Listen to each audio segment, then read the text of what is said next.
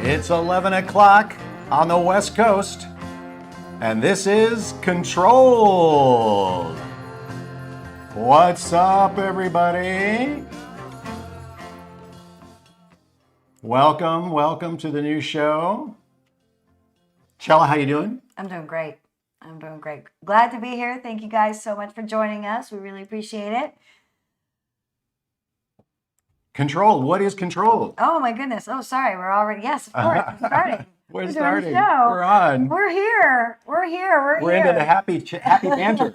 No, we're not. We're not jumping ahead to happy banter. Not quite. What's up, everybody? We've got folks jump in the chat already, right? All right. Hey, so yes, I'm Chella. Our focus is on medical cannabis and the effects of ongoing legalization efforts across the country and what impact these laws are having on patients and doctors.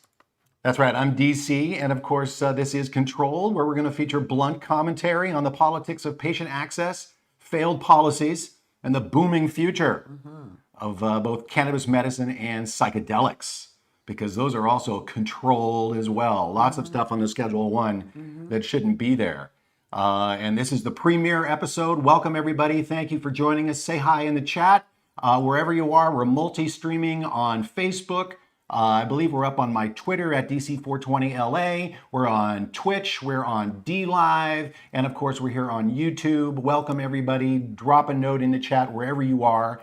And we'd love to say hi to you, ask a question. We've been gone for a little while, but we've got a new show happening. We're very excited. Of course, we've been doing our second season of Cannabis Helps Dementia, which is going very well. Make sure you catch up on a bunch of new great episodes and interviews we did.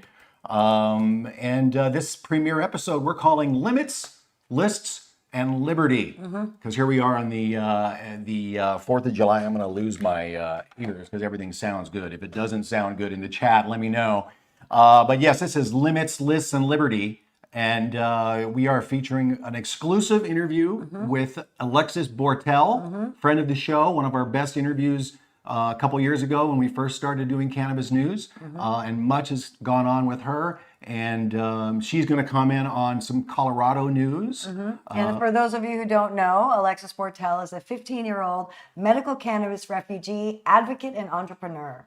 That's right. It's amazing. Really amazing. And we have you're going to be able to hear the entire interview in our second hour. And our second guest actually for this premiere show is, we connect with Dr. Dale Gieringer, who is the executive director of California NORML and a founding member of the Society of Cannabis Clinicians. And we talked to him all about federal legalization, some of the state laws, and lots of things. So welcome to Limits, Lists, and Liberty. Oh, and again, yes, you can catch the whole interview with Dr. Gieringer in the second hour. That's right. So thanks for being here. Turned out Cannabis 2020 was definitely a prediction that came true. Yep. We knew it was going to be big in 2020, and though we had the year that was not last year, 2021 it started off with a bang. So it looks like it's rolled right into Cannabis 2021. Well, the year that was not brought us cannabis as an essential business. That's true. Well, actually, and even in the news today, we have news about how COVID and the shutdowns affected cannabis, of course, making it an essential business. Many states making delivery, curbside pickup, that kind of thing permanent. And that's part of what's in the news today. Gosh, what else is going on? This is going to be a semi-regular show, monthly. We'll see if we can make that sooner or more later, but it's going to be a monthly show. And then I'm going to go live, or we're going to go live whenever we feel is necessary and can, to talk about things that are happening, breaking news and such. And that will be a show called Out of Control. Yeah, it'll be quick hits of breaking news. That's right, quick hits of breaking news and things going on in the cannabis and psychedelic world. So stay tuned for Out of Control throughout the month, waiting for Controlled on the first Saturday of every month. Cool. So welcome, everybody. Let's see. I think we should get right into headlines. Absolutely, it's time. It is time. I'll catch up in the chat. Chella is the timekeeper. Chella's going to help me keep track and support me in maintaining our schedule. So let's get on to Headlines. Doing great, by the way. I'm doing. Thank you very Yeah. much. Appreciate it. So are you. Mahalo. Thank you Thank very you. much. And I feel very satisfied about these headlines. So Good. let's check them out. Let's do Here we it. go. These are your controlled headlines for Saturday, July 3rd, 2021. In North Carolina, medical cannabis won near unanimous approval in an important committee hearing in the Republican-controlled General Assembly on Wednesday, the first of potentially many votes standing in the way of the plan becoming state law. It's a sign that the 22nd version of the bill could have broad support. While the votes were not officially recorded, it appears that every Democrat voted for it, as did all but 2 or 3 Republicans. The bill's sponsor is Republican Senator Bill Rabone, an influential committee chairman. I can tell you that I have been quite moved by this because of my personal experiences, but I will say again that that time has come that this needs to be discussed, and we need to compassionately care for our fellow man in any way that we can, and any way that we can, as a body, make it legal. Senator Rabone is a cancer survivor himself. If the bill is passed into law, North Carolina doctors would be able to prescribe cannabis for PTSD, cancer, sickle cell anemia, glaucoma, ALS, and several other specific health problems. The governor of Louisiana on Tuesday signed a bill that lets patients in the state's medical cannabis program legally smoke whole plant cannabis flower. The legislation marks a notable expansion to the state's limited medical cannabis program. As it stands, patients are able to vaporize cannabis preparations via a metered dose inhaler, but they cannot access whole plant flower, and smoking is not allowed. This is the second piece of cannabis reform legislation that Governor John Bel Edwards, a Democrat, has signed this month. Last week, he gave the green light to a measure that decriminalizes the plant. Also from Marijuana Moment, the governor of Pennsylvania on Wednesday signed medical cannabis legislation that extends certain policies that were temporarily enacted during the beginning of the coronavirus pandemic. Under the legislation, cannabis curbside deliveries will continue. Patients can obtain a 90-day rather than a 30-day supply for cannabis, and the cap on the number of patients that a caregiver can serve would also be removed indefinitely. While advocates are encouraged by these provisions being codified, they remain frustrated that the GOP-controlled legislature rejected an amendment from Senator Sharif Street, a Democrat, that would have allowed patients 21 and older to cultivate up to 5 plants for personal use. That would have marked a notable expansion of the state's existing program, through which cannabis is only available from dispensaries. Governor Jared Polis has signed an expansive bill that will add restrictions to Colorado's medical cannabis program and fund studies to research marijuana's impact on mental health. House Bill 1317 has sparked controversy since its introduction, but that didn't stop the measure from moving quickly through the Colorado legislature with little opposition from lawmakers. The proposal was billed as an attempt to curb youth use of extracted cannabis products, but medical cannabis advocates believe the new restrictions add unnecessary obstacles to patients and physicians. One such activist, Alexis Bortell, a medical cannabis refugee in Colorado, tells us exactly how this bill will affect her and other young medical cannabis patients, as well as every other patient in Colorado. Tell us about HB 1317 and why you came out to get it to be stopped and vetoed by the governor of Colorado, Jared Polis. Well, it's just straight up discriminatory. I'm not sure why they would limit a certain age group to a certain cap of THC when they haven't even done the study or research that they're claiming to be biased to see if it's dangerous in the first place. And if that bill is funding the research, I'm not sure how that wouldn't bias it. Like, how is it going to be unbiased if they're funding it? They have a predetermined goal that they want, and we know what happens with research and how it can be skewed and biased to the direction they want. So they already have a predetermined goal. And arbitrary limits, really, on age groups is one of the things you brought up in your speech. Tell us a little bit about that and the hypocrisy and the double standard behind that. So really, it just boils down to it should be a matter between doctor and patient, and the doctor should be able to give the patient advice with the medicine. And unless the representative is going to the appointment with every single patient, I'm not sure why they should have a say and how much that patient should be able to have. it's really none of their business. Hear the rest of the interview with Alexis right after the first hour of Controlled. Under the new law, medical cannabis physicians will be subject to requirements that involve providing a THC dosage amount and adding medical and mental health reviews for patients. The bill also limits medical cannabis concentrate purchases, and all medical marijuana transactions will be entered into a new state tracking system. From the California NORML blog, a victory for employees as the state personnel board rules that failing a urine test for marijuana is not proof of the employee's impairment or grounds for dismissal. Employees who are under federal drug testing mandates, like truck drivers, are not covered under the ruling, nor are those, quote, impaired or under the influence from marijuana, alcohol, or any other substance while at work or while on standby for work. It is intended to ensure a safe workplace, not to serve as a bar to marijuana use or alcohol consumption. This draws a distinction between a drug-free workforce and a drug-free workplace. The ruling concludes, quote, the board notes that it does not take a position on whether using marijuana is a good thing or a bad thing. It goes on to say, the voters have spoken and legalized it in the state of California. Given that reality, state agencies are powerless to discipline employees, like appellant, whose tests showed only that marijuana had been ingested or used sometime in the past, but that appellant was not under the influence of marijuana while on duty. The SPB ruling should protect most state employees against employment discrimination due to unwarranted drug tests, at least for inactive THC metabolites, as urine and hair testing does. Unfortunately, it won't protect government workers at the city or county levels, nor employees at private companies. Kicking off our failed policy headlines, U.S. track and field star Sha'Carri Richardson is getting overwhelming support from her fellow athletes and the cannabis community after being suspended for 1 month after testing positive for THC. The result means she cannot compete in the 100-meter race at Tokyo Olympics. She was seen as the U.S.'s best contender for a gold medal in the event, and quite possibly the fastest woman in the country. She had this to say on the Today Show. The charge and what the situation was marijuana.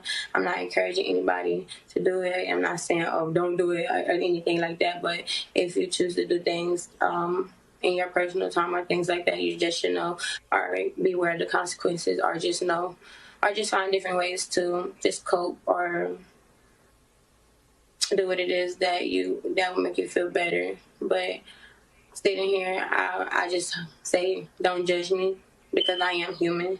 I'm you. I just happen to run a little faster. On Friday, the White House refused to condemn the Olympic Committee in support of Sha'Carri. Surprising just about everyone, Supreme Court Justice Clarence Thomas said Monday that the federal government's cannabis ban may not be necessary. His comments came as the Supreme Court declined to take up an appeal from a Colorado medical cannabis dispensary that was denied the federal tax breaks other industries are given. Thomas argued in his dissenting opinion that the top court's 2005 ruling to uphold federal cannabis prohibition may be outdated, given all the pro-cannabis policies that have been put into place over the past 16 years. Quote, once comprehensive, the federal government's current approach is a half-in, half-out regime that simultaneously tolerates and forbids local use of marijuana, Thomas wrote. This contradictory and unstable state of affairs strains basic principles of federalism and conceals traps for the unwary. Thomas concluded a prohibition on interstate use of cultivation of marijuana may no longer be necessary or proper to support the federal government's piecemeal approach. This comes on the heels of congressional Democrats defying Biden by scrapping his D.C. marijuana sales ban, and the reintroduction of the MORE Act by Representative Gerald Nadler, which would legalize cannabis federally. Dr. Dale Gieringer is executive director of California NORML, and he had this to say about federal legalization. Federal descheduling is the big enchilada, and it was a big breakthrough last year when the House of Representatives passed the MORE Act, which was a descheduling bill, amongst other things. It was a really comprehensive legalization bill. Of course, that bill did not proceed in the Senate. It looks like the same thing is likely to happen this year, too. The MORE Act is back. It had a good bipartisan majority last year in the House. But I don't see much prospects for it getting through the Senate given the 60-volt threshold, and given the fact there are actually a couple of Democrats who've said they're skeptical of descheduling. And some would prefer a more modest federal legalization bill that would maybe just make it legal in the states which decide to do it, but keep it like a Schedule I drug in states that don't do it. That kind of a bill actually would probably have broader bipartisan support, but it has complications of its own. So I fear that it's going to be a few years before this happens, especially because we also have a president who doesn't support that either, according to his words. Right. I mean, I wouldn't swear that President Biden would veto a bill if it got through both chambers, but I doubt that will happen, and I doubt the Senate will support it without some vigorous support from the president. So we're stuck with this same two-track state legal, federal illegal situation for a while to come, I fear. The impact of the federal law is really bad on medical users in particular, but it's possible. I think it is definitely possible that later on in this administration, we could see a federal rescheduling done by the executive, which is certainly within the power of the attorney general. And if they turn to that, then they could make cannabis Schedule 2 or 3. I mean, it really belongs in 3 if it's going to be rescheduled, because that's where dronabinol or marinol is scheduled now. Although I think Mr. Biden has talked about Schedule 2 previously, but either one is advantageous to medical patients because they can make a claim of medical legitimacy that will have some traction perhaps in hospitals and other places as well, although it doesn't really establish a legal distribution system, because you can't, if you have a Schedule 2 or Schedule 3 drug, you need an FDA approved drug to distribute, and nobody's close to doing an FDA approval for cannabis in the immediate future. But nonetheless, it would be an improvement if the federal government did that. Well, now I've heard a few people we've talked to say that would mess with adult use. And it would basically, because you'd have to basically have a prescription and with an FDA approved drug. So it may actually. Well, at a federal level, but it's not at the state level. I mean, so you still need those protections for the state in some type of codified law of the Cole memo, or the saying, hey, don't bother these states, something made, a federal law. Then you need banking's probably going to pass. Well, banking is likely to pass, yes. Right. Because the bankers support it, and Republicans will support the bankers and the money. Yeah. Catch the rest of Dale's interview in Hour 2 of Controlled. And now on to our booming future. Multiple adult use legalization laws took effect this week. And as of July 1st, 19 states have legalized cannabis, 4 of them in 2021 alone. Will Connecticut get it right, or will it be New Mexico? Laws legalizing the possession and use of cannabis by adults ages 21 or older have taken effect in Connecticut, New Mexico, and Virginia. This is covering an estimated 145 million Americans, or more than 40% of the country, living in a jurisdiction where the use of cannabis is legal by adults. The governor of Connecticut on Tuesday signed the bill legalizing marijuana, making them the 19th state to enact reform. Governor Ned Lamont has been broadly supportive of ending prohibition, but the path to get the legalization bill to his desk was rocky.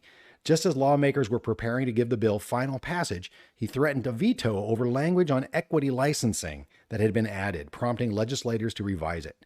Connecticut is the 4th state to legalize cannabis for adult use this year alone, following New York, Virginia, and New Mexico. New Mexico's cannabis legalization law took effect on Tuesday, with limited personal possession and cultivation officially becoming legal for adults 21 and older.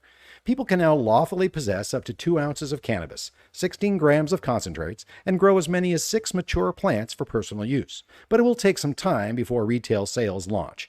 In New Mexico, under a timeline published by the Cannabis Control Division, which falls under the State Department of Regulation and Licensing, regulators must establish an advisory committee, begin accepting certain cannabis business licenses no later than September 1st. In an effort to ensure medical patients can still access medicine after the adult use market opens, the bill allows the state to force licensed cannabis producers to reserve up to 10% of their products for patients in the event of a shortage or grow more plants to be used in medical products.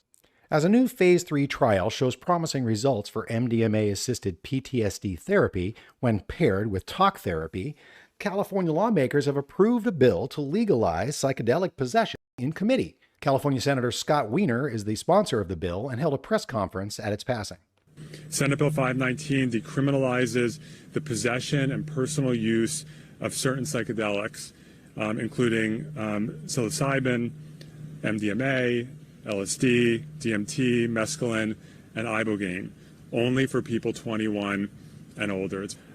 Mental health is a critical reason to decriminalize psychedelics.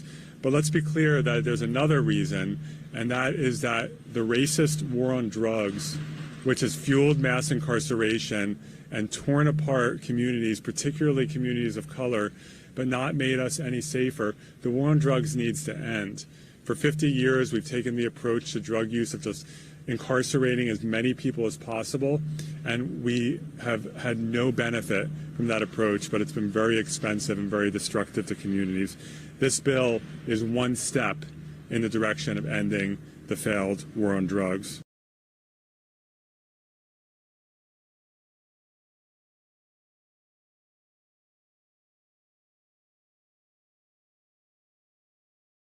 Am I going to keep wearing the ears? No, I'm not going to keep wearing the ears. No, okay. But came back. I forgot I made that. It's our first show back, everybody. This is part of the thing. And I don't have all the windows I used to have. So I'm like, the video went dark for a second, and I was like, oh my God, no. So I've got like, everything is on one screen moving around. You're doing a great job. Yes, I am. I'm doing a fantastic You're doing a job, I great have to say. So yes, indeed, they pulled they only could get the North Carolina law through if they got rid of equity. Even though the governor's for it. Even though the governor's for it, yeah. Yeah, that's our headlines for the week, guys. Drop a note in the chat. What do you think? I see some stuff going through. Let's hear. Vegan Metro said, reasons the Olympics ban weed, not safe for other athletes, enhanced performance, sets a bed message in terms of morals for kids. Those are legit 3 reasons. It enhances performance. It enhances performance. It helps recovery. It does, and not every single athlete is taking it, or maybe wants to, or but I still don't think it should be blocked. Shout out to the New Hampshire senators who are Karens and fossils on the issue. New Hampshire, the Alabama of New England. Yeah, well, it was even the Senate Majority Leader, Republican, I forget her name, Kathy something. She said her husband has glioma, blood cancer, bad one, and says it would be great for people like him. It all comes down to personal experience. It does. That senator is Republican senator that introduced this bill, suffers from cancer. So Republican senator in California also is supporting Ryan's law. That's right. Welcome everybody. Seen a lot of good friends in the chat. Supported our last show and are coming back for this one. Thank you guys very much for joining in. Tella, of course, is in the chat, and we are going to move on to some additional news that happened throughout the month, and that we just couldn't cram into the headlines. So we're going to move on and start taking a look at. This was a big one, actually, that is going to hopefully open up a lot of doors for research. And that is that it's from Marijuana Moment. Senate joins the House to move to allow research on marijuana from dispensaries. So that'd be amazing. I think this might be the first bipartisan bill to get through to the Senate. And Well, we're other they're than banking, approaching it the right maybe. way, the I way don't they know. like it. They're approaching it with harm in Right. mind. So it's all about to figure out impaired driving under THC. So they need to study the products that are available in the communities to find out about whether people are driving impaired. Well, we know also earlier this year, we can't just cut off there, but earlier this year, the DEA, of course, opened up the application process or started taking applications. So there are companies and groups like Dr. Seuss They're Cicely's moving organization, toward opening it up, yes. but they have to grow their own. Basically, they have to Right. become growers, and Dr. Gieringer talks about this a little bit in his interview later. But they have to basically become growers and grow their own research. They can give it to their research participants, Right. but they can't still go out and get dispensary stuff that people are buying off the street. And this bipartisan bill will hopefully to do that, allow them to actually go and get some local cannabis to study. So that's But it's encouraging. years away. Yeah. Oh yeah. Years So, away. continue to write your electeds, all of them, about your feelings about cannabis descheduling as opposed to rescheduling. Make sure you let them know what your thoughts are. Yeah, the rescheduling thought by Biden is to a Schedule 2 is kind of ridiculous. Yeah. Dronabinol is on 3. Yeah. So that might be more logical, but I think it's going to open up more problems Absolutely. for medical patients Absolutely more in the problems. States. Sticking with the national news, this is a story really affects all the states, really, and And Alexis Bortell soon, very soon. when she's going to college. That's right. Alexis is having trouble getting into high school. Yeah. You'd think she'd go to Colorado to be free of her problems, but they're just adding on, and you'll hear more about that. But getting into college might be a little tough too, because it's banned literally even in California, all the states where it's California, legal. Colorado, where you expect everything to be sunshine and roses for medical cannabis patients, it is not true. And this is medical. We're talking medical. We're not talking just adult use. This is medical, medical only. Quite the girl interviewed in here, the lady interviewed in this, young lady interviewed in this, 26-year-old. And she says that she smokes it before she does every paper. She uses cannabis for anxiety and ADHD. Right. And medically, she has all of her papers in order. And she's not allowed to use it at college. Her college said no. And colleges, this is an excellent article by an intern at Forbes, Richard Chang. Nice. It's a really, really good article. I highly recommend reading the whole article. It gives historical context and everything.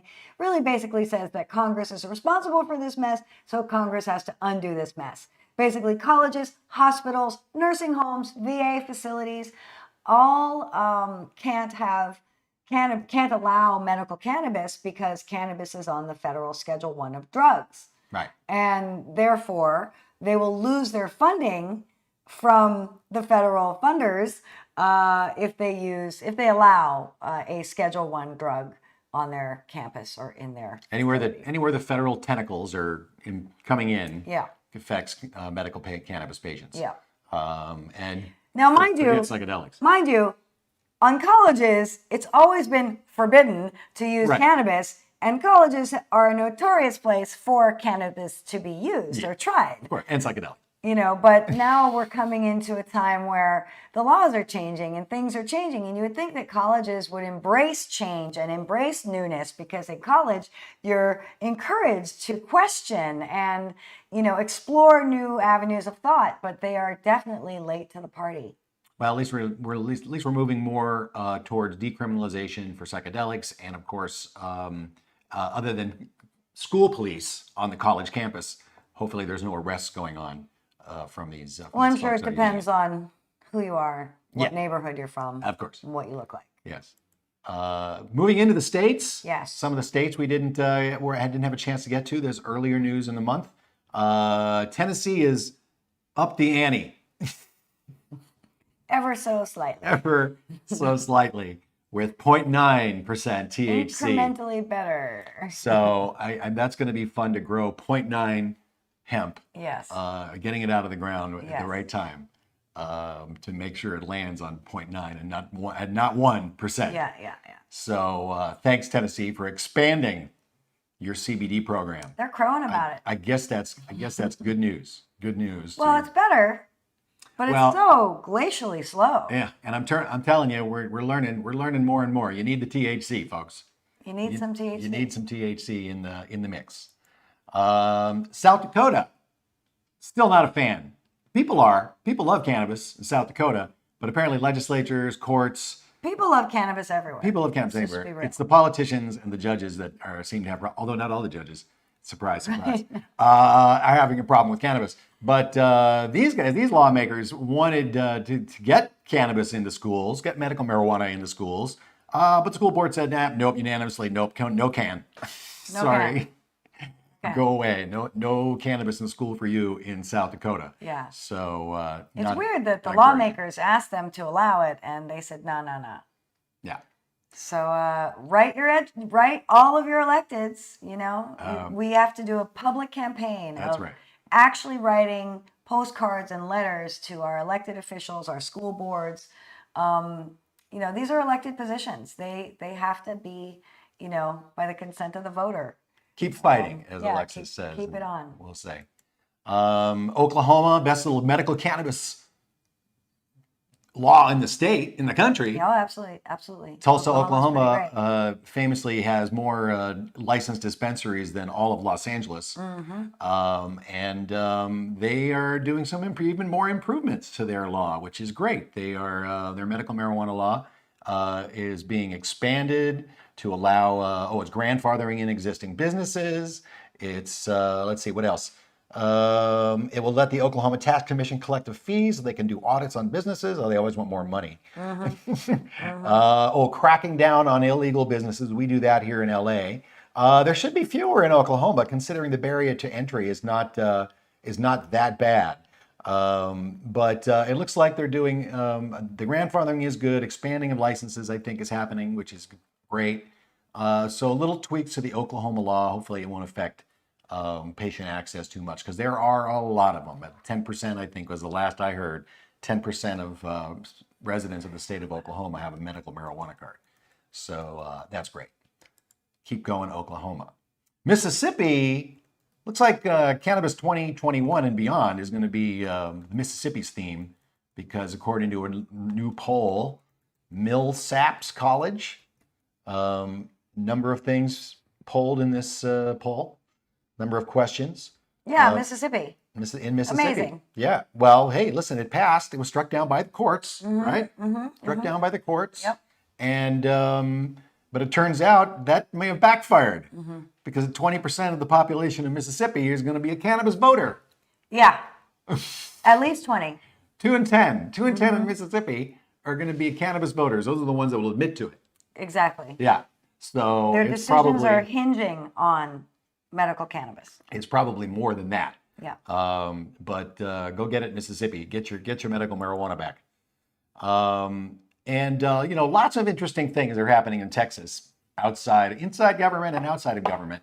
And this one is a good, encouraging one. Is Austin trying to decriminalize? Of course, you see many local efforts to decriminalize cannabis and psychedelics across the country. And Austin, Texas, getting in. There's a petition to sign. If you go to, let's see, I'll drop it in the chat. I'll put it in the description. But if you just put on Decriminalize Austin, you'll find this petition that you might be able to sign and support. Any efforts to do that, of course, are always encouraged. So that's good on you, Austin. Lots of interesting things happening in Texas. Meanwhile, let's see. Well, you want to talk about California first? California. Yes. So in California, we are working on a law called Ryan's Law, SB 311. It would allow end-of-life patients access to medical cannabis, even in federally funded facilities like hospitals, the VA, nursing homes. You know, those of you who know us, my favorite thing is to make sure that grandma is getting her grass as needed. And currently, that's a real problem. You can't have access in nursing homes, hospitals, VA facilities because of federal funding issues. Ryan's law would seek to allow hospitals, VA facilities, nursing homes, certain federally funded facilities to allow cannabis use. Last year, it passed through all the chambers in California, the Senate and the Assembly, and it was vetoed begrudgingly by our governor. California is not on the leading edge. West Virginia has a similar law signed into law. New York also.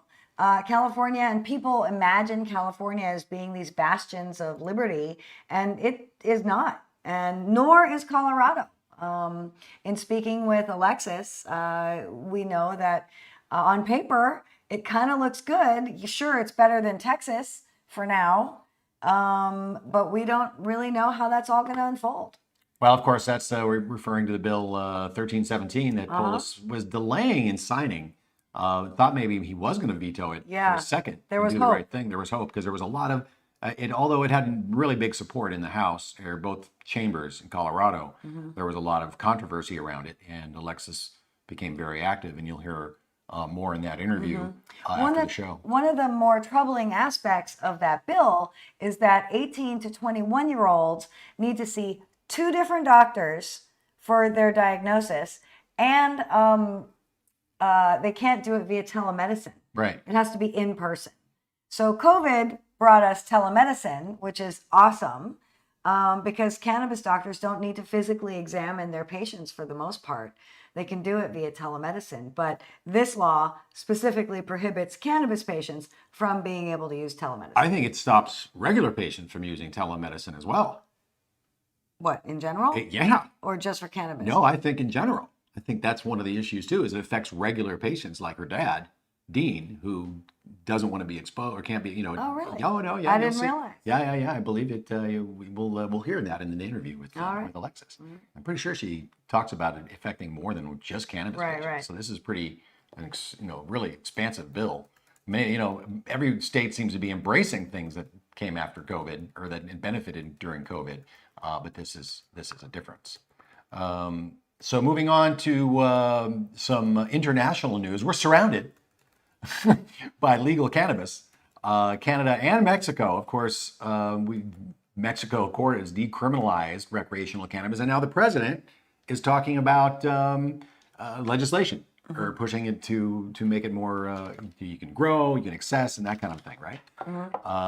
So movement in Mexico For liberty. for liberty, for happiness. The quote is There.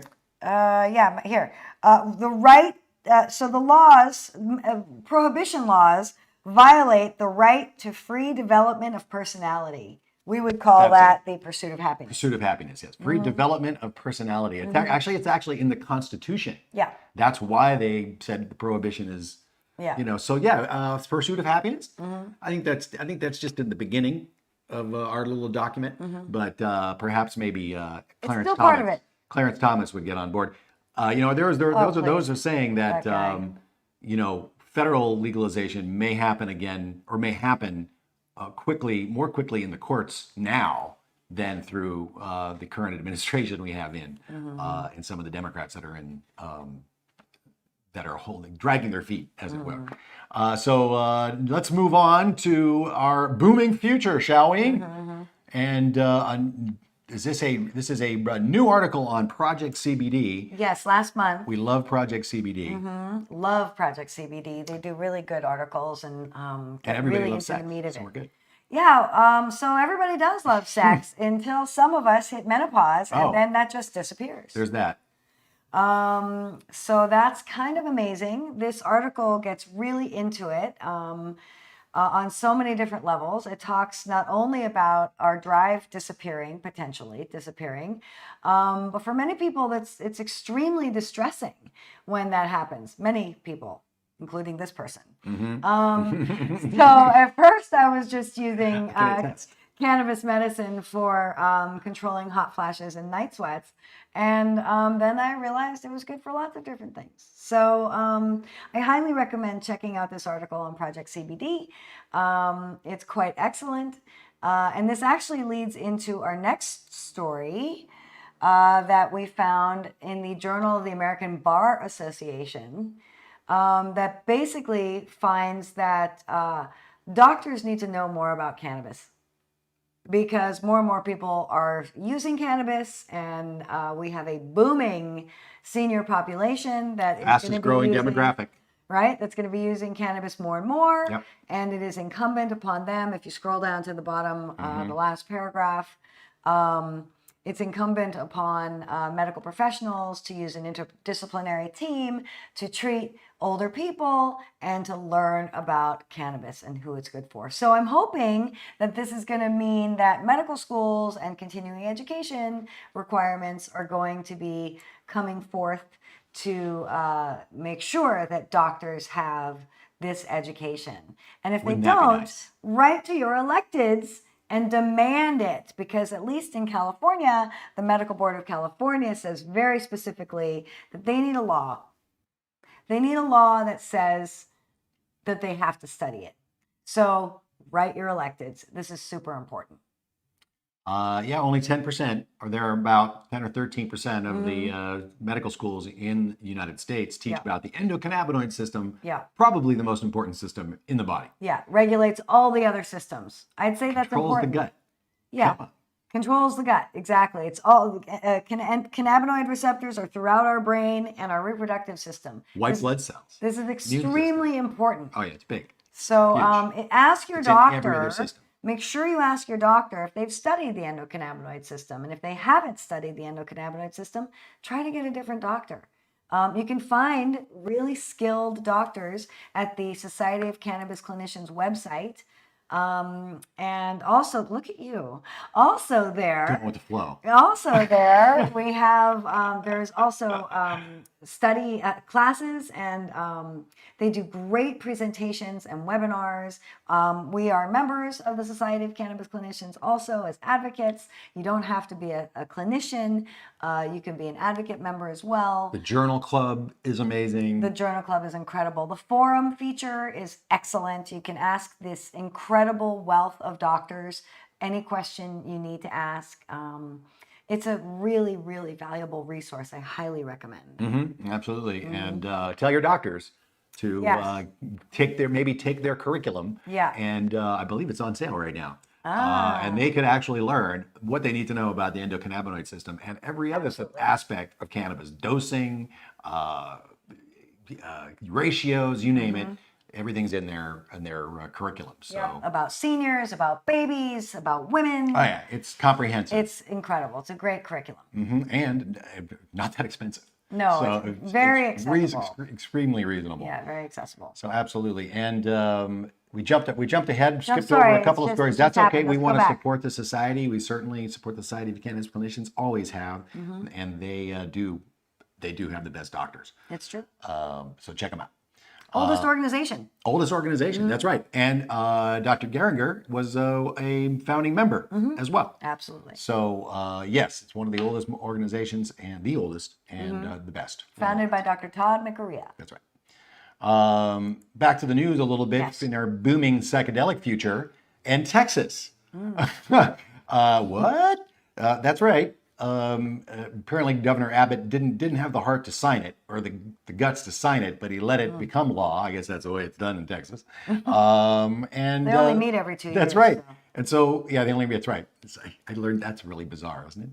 Must be nice to not to have to go to work for 2 years and just let I'm your sure they do state something. operate. If anybody's in Texas and can tell us what they do, let us know. Alexis left Texas for many reasons, but a lot of people Yeah. going there now, which is weird. So anyway, maybe it's because the new Texas law mandates the study of psychedelics effects on military vets. And of course, we did see a study come out this month, or last month, rather, in May, about the success of that phase 3 trial with MDMA and PTSD. Alluded to by Scott Wiener in his press conference with his bill for decriminalized psychedelics in California. as well as much of the other psychedelic research, which has just been amazing and groundbreaking. And not only is MDMA an FDA breakthrough therapy, so is psilocybin now, thanks to Johns Hopkins. And now apparently they're going to look at it with veterans in Texas. So that's good news. More information, more studies. They all want more studies. So there you go. Also in the psychedelic realm, good news for patients seeking that therapy. This from Marijuana Moment. Shout out to Marijuana Moment. We are supporters of Marijuana Moment. And you should be too, because you are going to get the best and most up-to-date and comprehensive cannabis news in the world, I would say, at least certainly in the United States. And so shout out to Marijuana Moment, Tom Angel, and Kyle Yeager, always doing great work. And apparently Ben Adlin is also doing amazing work, because this story, 8 states side with cancer patients in psilocybin lawsuit against the DEA. So these are the concerned, basically state attorney generals saying, hey, our patients want to use psilocybin. We saw that little study you guys are asking for, and we want to use it. So that's good news, excellent news. Also, Seattle is decriminalizing, or no, I'm sorry, Seattle is recommending using psychedelics for opioid problem, which is also, the research is out there with that as well.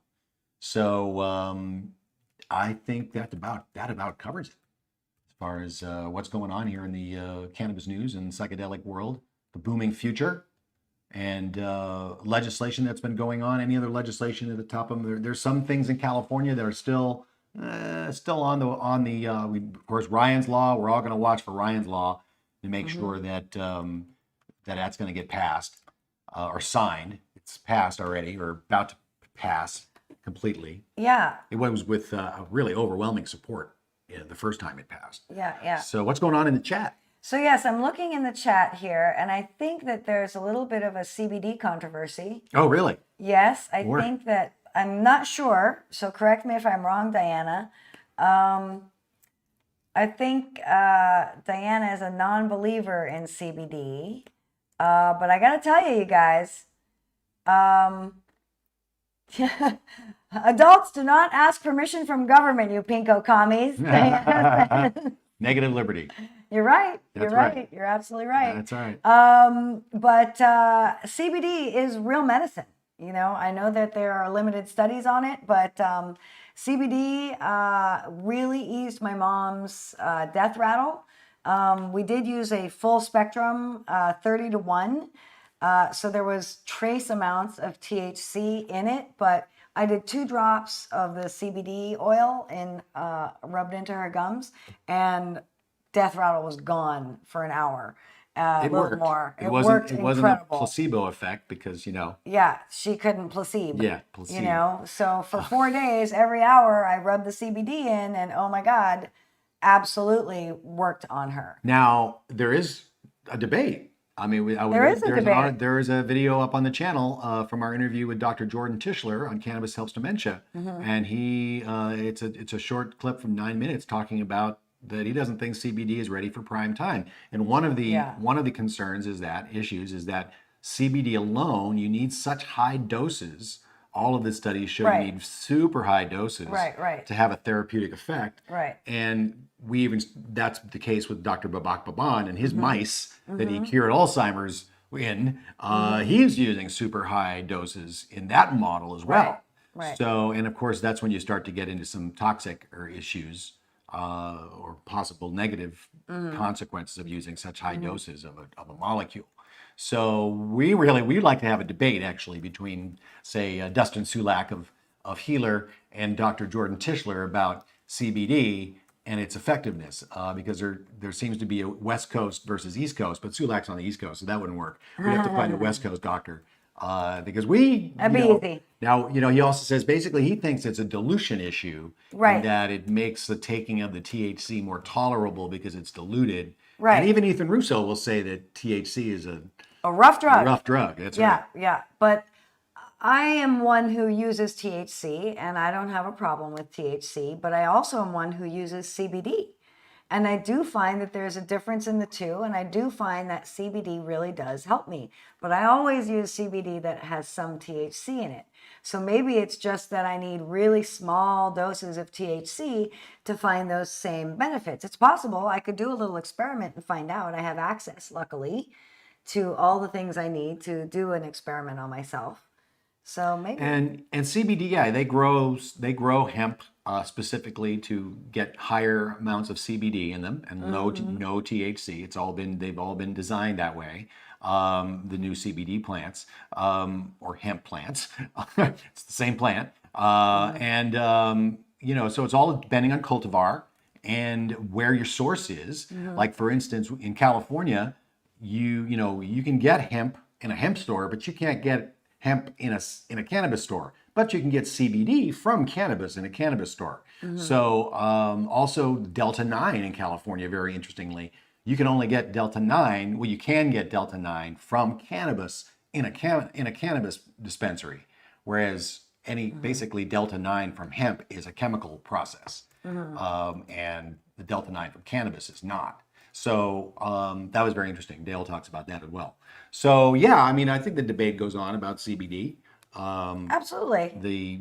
They've done far fewer studies on CBD than they actually have on THC. So Yeah. but should people be allowed to do whatever they want? Absolutely. Absolutely. Do what you want. Absolutely. We have the technology. Are all those chemicals being used bad? Yeah, probably. But hey, they've been growing cannabis up in the hills of the national forest with bad pesticides for decades. It's true. And still nobody's dead. It's true. So, there's a lot of room. There's a lot of room for error with cannabis. There is. Because it's complicated and a very forgiving plant, and it'll never kill you, which is also nice. It is definitely not ever shown to kill anyone. Yes, just because it doesn't really work that way. Right. So what else? Anything Cannabis else going on is nutrition, also from Diana. Cannabis is nutrition. I think one day that the FDA is going to have a cannabinoid minimum, like they have protein and iron and other things. Well, the raw cannabinoids are very popular. I heard on a recent webinar, I heard Dr. Ethan Russo say, it's great if you want to get some THCA or CBDA, but from the raw plant, but you better put it in the freezer because otherwise your A's are going to convert.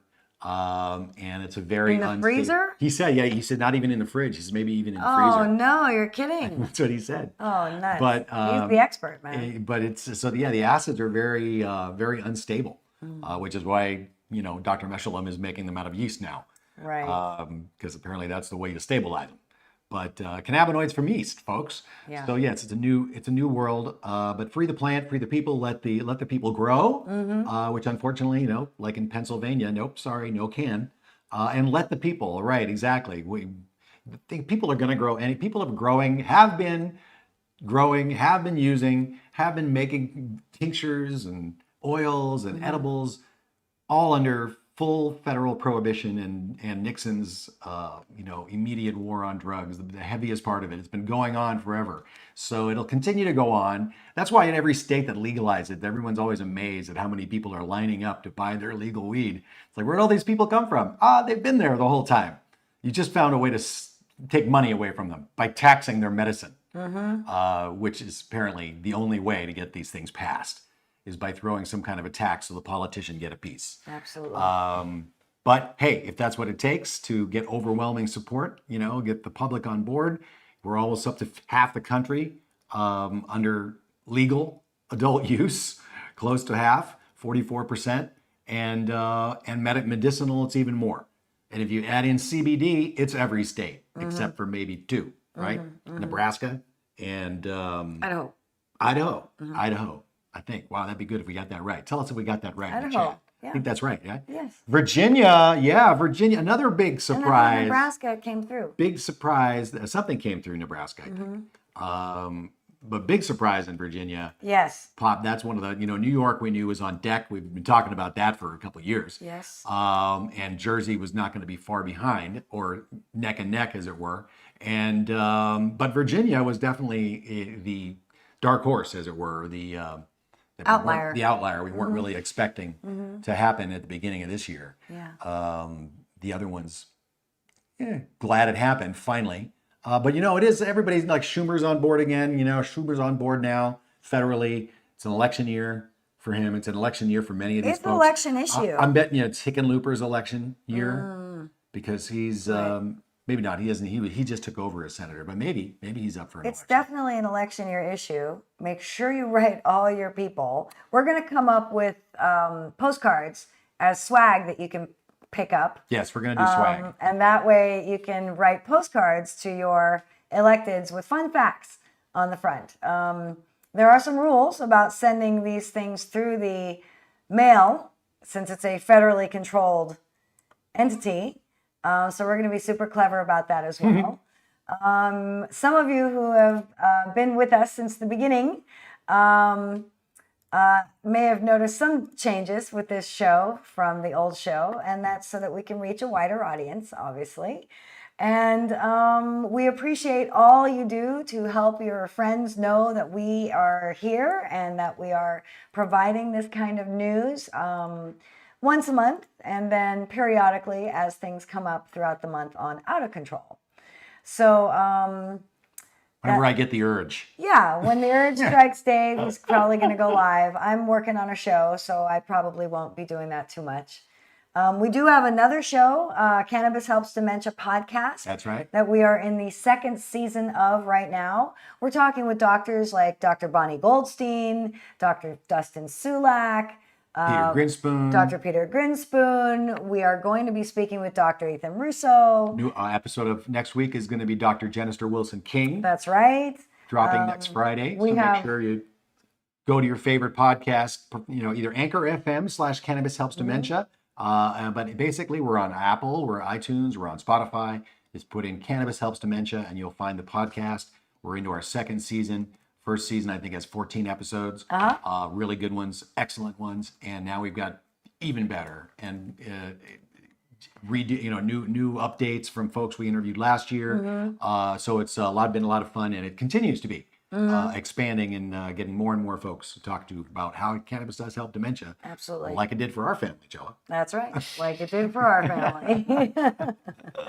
Absolutely. So if you have any friends that have stories that they'd like to share about how cannabis helps dementia, or if you'd like to share a story about failed policy or any of the topical news that's happening around the country, Yeah, let us know. please let us know. Let us know what states you're in. You can follow me on at DC420LA on Twitter and Instagram and Facebook. Chelly, you're at Al's Notes. It's below here. And also Cannabis Helps. That's the podcast on Twitter. And it's a CHD podcast on Facebook. It's weird. They don't like the word cannabis on Facebook. Which is surprisingly, we're streaming. We're streaming on all those socials, I think. I didn't check Twitter, but we are up on Facebook, Twitch, DLive, also, did I say Facebook? And Twitter. I think we're streaming all over them. So wherever you're watching, thank you. And we're going to stay tuned in just a couple of minutes. I need to set something up. But Okay, just great. in a couple of minutes, we're going to start our complete interviews with Alexis Bortell and Dr. Dale Gieringer in the second hour. So you'll be able to catch our complete interviews with them. So stay tuned. Anything else going on in the chat? Anybody saying anything before we wrap up our first hour of Controlled? Yeah, thank you for joining us for our first hour of Controlled. We're super stoked to have accomplished this new show. Absolutely. We're back. We're back. We're back. We're back, and we're following the Schedule 1 and all of the amazing things that are on Schedule 1 That's that right. they've been trying to suppress for so many years. Yeah. We're looking for a new theme song. We're going to do swag. And yeah, like I say, let us know where you're, leave a comment in the video. Yes, If you're please missing leave the a comment. live stream, leave a comment in the video where you're from, what laws you're interested in legalization, and because we'll keep track of them for you and give you updates. So leave a comment. And I guess that's it for our first show. That's it. We're gonna Maybe play our fabulous YouTube music while you set up I'll play our the song. Alexis's interview. I'll play our song while I set up the first interview, which will be Alexis Bortell, followed by Dr. Dale Gieringer of California's NORML. So thanks, guys. Thanks for joining us. And we'll see you next time on Controlled and Out of Control. And We'll be in the chat. Have a great weekend. Yeah. And Happy 4th. Happy- Be independent. Use your liberty. Wow. Use it or lose it. Assert your liberty this 4th of July. That's right. How about that? They're asserting it. They're asserting their given to liberty in Virginia and all of these states. But hey, assert your liberty. That's the only way. The only reason this is where we're at That's right right. now. 100%. Because they tried to control it and they can't. That's right. They can't control the people or the plant for that matter. Overgrow the country. All right, we love you guys. We'll see you next time. Stay tuned. Don't go anywhere. Peace. Free the plant, free the people. It's a lot of fun. Cool. Well, hi. It's been a while since we've spoken, and I just saw your tweet, and you honor us. Yes, absolutely. Thank you so much for sitting down and talking with us. We know you're very busy building your business, building your company, because apparently you're not going to be able to get a job as a teenager. So you have to create your own business, and of course you are an entrepreneur as well as an activist and an artist. And your activism has been rekindled of late after the setback in the lawsuit a year ago or so. I guess it's more than 2 years. It's about 2 years now. The last year was a blur into the void. But you've been on the sort of the front lines of a bill that was passed in Colorado that they're calling one of the most sweeping and regulatory bills passed of cannabis in Colorado since legalization, and it directly impacts patient liberty and access to medicine, and politicians getting involved in determining what a patient needs. More lists have been created, more hurdles to get cards, to see doctors. Tell us about HB 1317 and why you came out to get it to be stopped and vetoed by the governor of Colorado, Jared Polis. Well, it's just straight up discriminatory. I'm not sure why they would limit a certain age group to a certain cap of THC when they haven't even done the study or research that they're claiming to be biased to see if it's dangerous in the first place. And if that bill is funding the research, I'm not sure how that wouldn't bias it. Like, how is it going to be unbiased if they're funding it? They have a predetermined goal that they want, and we know what happens with research and how it can be skewed and biased to the direction they want. So they already have a predetermined goal. And arbitrary limits really on age groups is one of the things you brought up in your speech. Tell us a little bit about that and the hypocrisy and the double standard behind that. So really, it just boils down to it should be a matter between doctor and patient, and the doctor should be able to give the patient advice with the medicine. And unless the representative is going to the appointment with every single patient, I'm not sure why they should have a say and how much that patient should be able to have. It's really none of their business. 100%. Absolutely. So unfortunately, I was actually thinking that it was possible that he might veto it. I like the way you framed it, to wait till the session is over so that it can't be overridden, I guess is the strategy behind that. So I almost had an inkling that he maybe was going to veto it, because he didn't sign it right away with the other cannabis legislation that he signed, which was very pro-industry in my reading of it. And then this patient bill seemed like a logical thing to do, would be veto it, but it did have major support on both sides of the aisle, it seems. So of course, when that happens, you got to look out.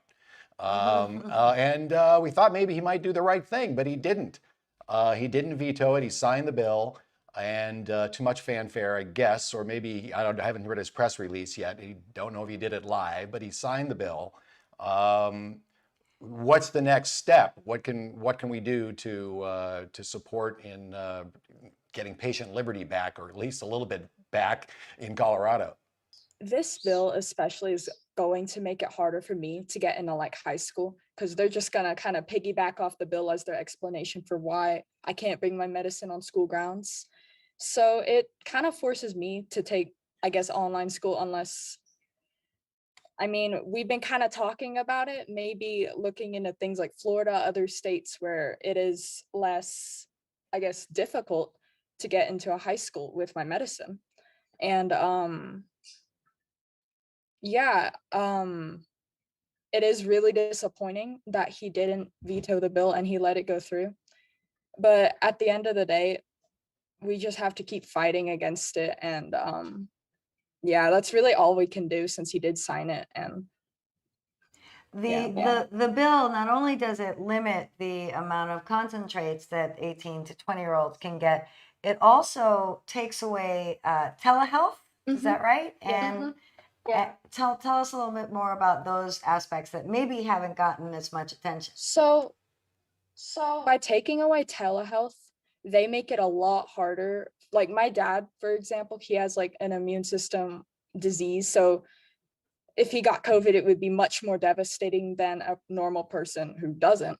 And there are a lot of patients out there with weakened immune system, compromised immune systems. And by forcing them to go into appointments with the whole COVID virus and everything going around, it is really, I feel, discriminatory and unfair to those patients when the same appointment can be done on telehealth. And it's just totally unfair and unnecessary to force them. 18 to 20-year-olds to get medical cannabis cards as well. Oh, okay. Right? You were muted. Oh, go ahead. I'm sorry. Say that again. Sorry. So it makes it harder for people 18 to 20 to get medical cannabis cards, right? Like you have to see more doctors and like jump through a lot of hoops, right? Yeah, and for some people, it's harder to get that transportation. Some patients can't drive for certain conditions, even like epilepsy, and forcing them to see multiple doctors instead of being able to just do telehealth is really unnecessary. Yeah, that's really a real slap in the face to patients, I think, So see more doctors, make it harder to see them. So this not only affects cannabis patients, this affects all medical, anybody seeking medical attention from a clinician, and a large majority of people use the telehealth system. So so many reasons why this bill should have been vetoed. I know there's a movement in California to try to recall our governor for various reasons. What do you think a recall movement in Colorado? Is this an issue that might spur a movement there? I believe it could. Definitely, yeah. Because there already have been a lot of people mentioning the recall of Jared Polis over this, including myself. And he has been considered for a recall before for other issues. So I could definitely see it happening. Who is somebody who might be able to replace him that is more in alignment with patients' liberty in Colorado, do you think? Really, I'm just hoping for anybody who will not, I guess, oh my God, my bird. Maybe your bird. Too. Maybe your bird. Your bird is recall Polis. Recall Polis. What kind of bird do you have? He's a conure. He's a green cheek conure. Ooh, lovely, awesome. Well, certainly we will follow the efforts to recall Jared Polis on this issue, and maybe there's a way to do it legislatively. Aftermath. We spoke to Dale Gieringer yesterday about efforts in California to reform Prop 64 to protect more patients' rights, going back to more closer to the old system and his contention is it's going to have to be done piecemeal, really, with legislation. So maybe there's some avenue there in Colorado to protect patient liberty. Through another lawsuit. Yeah, or maybe another lawsuit. You can jump right back in there instead of running the farm, running your nonprofit, Living your life. being a teenager, trying to get into high school.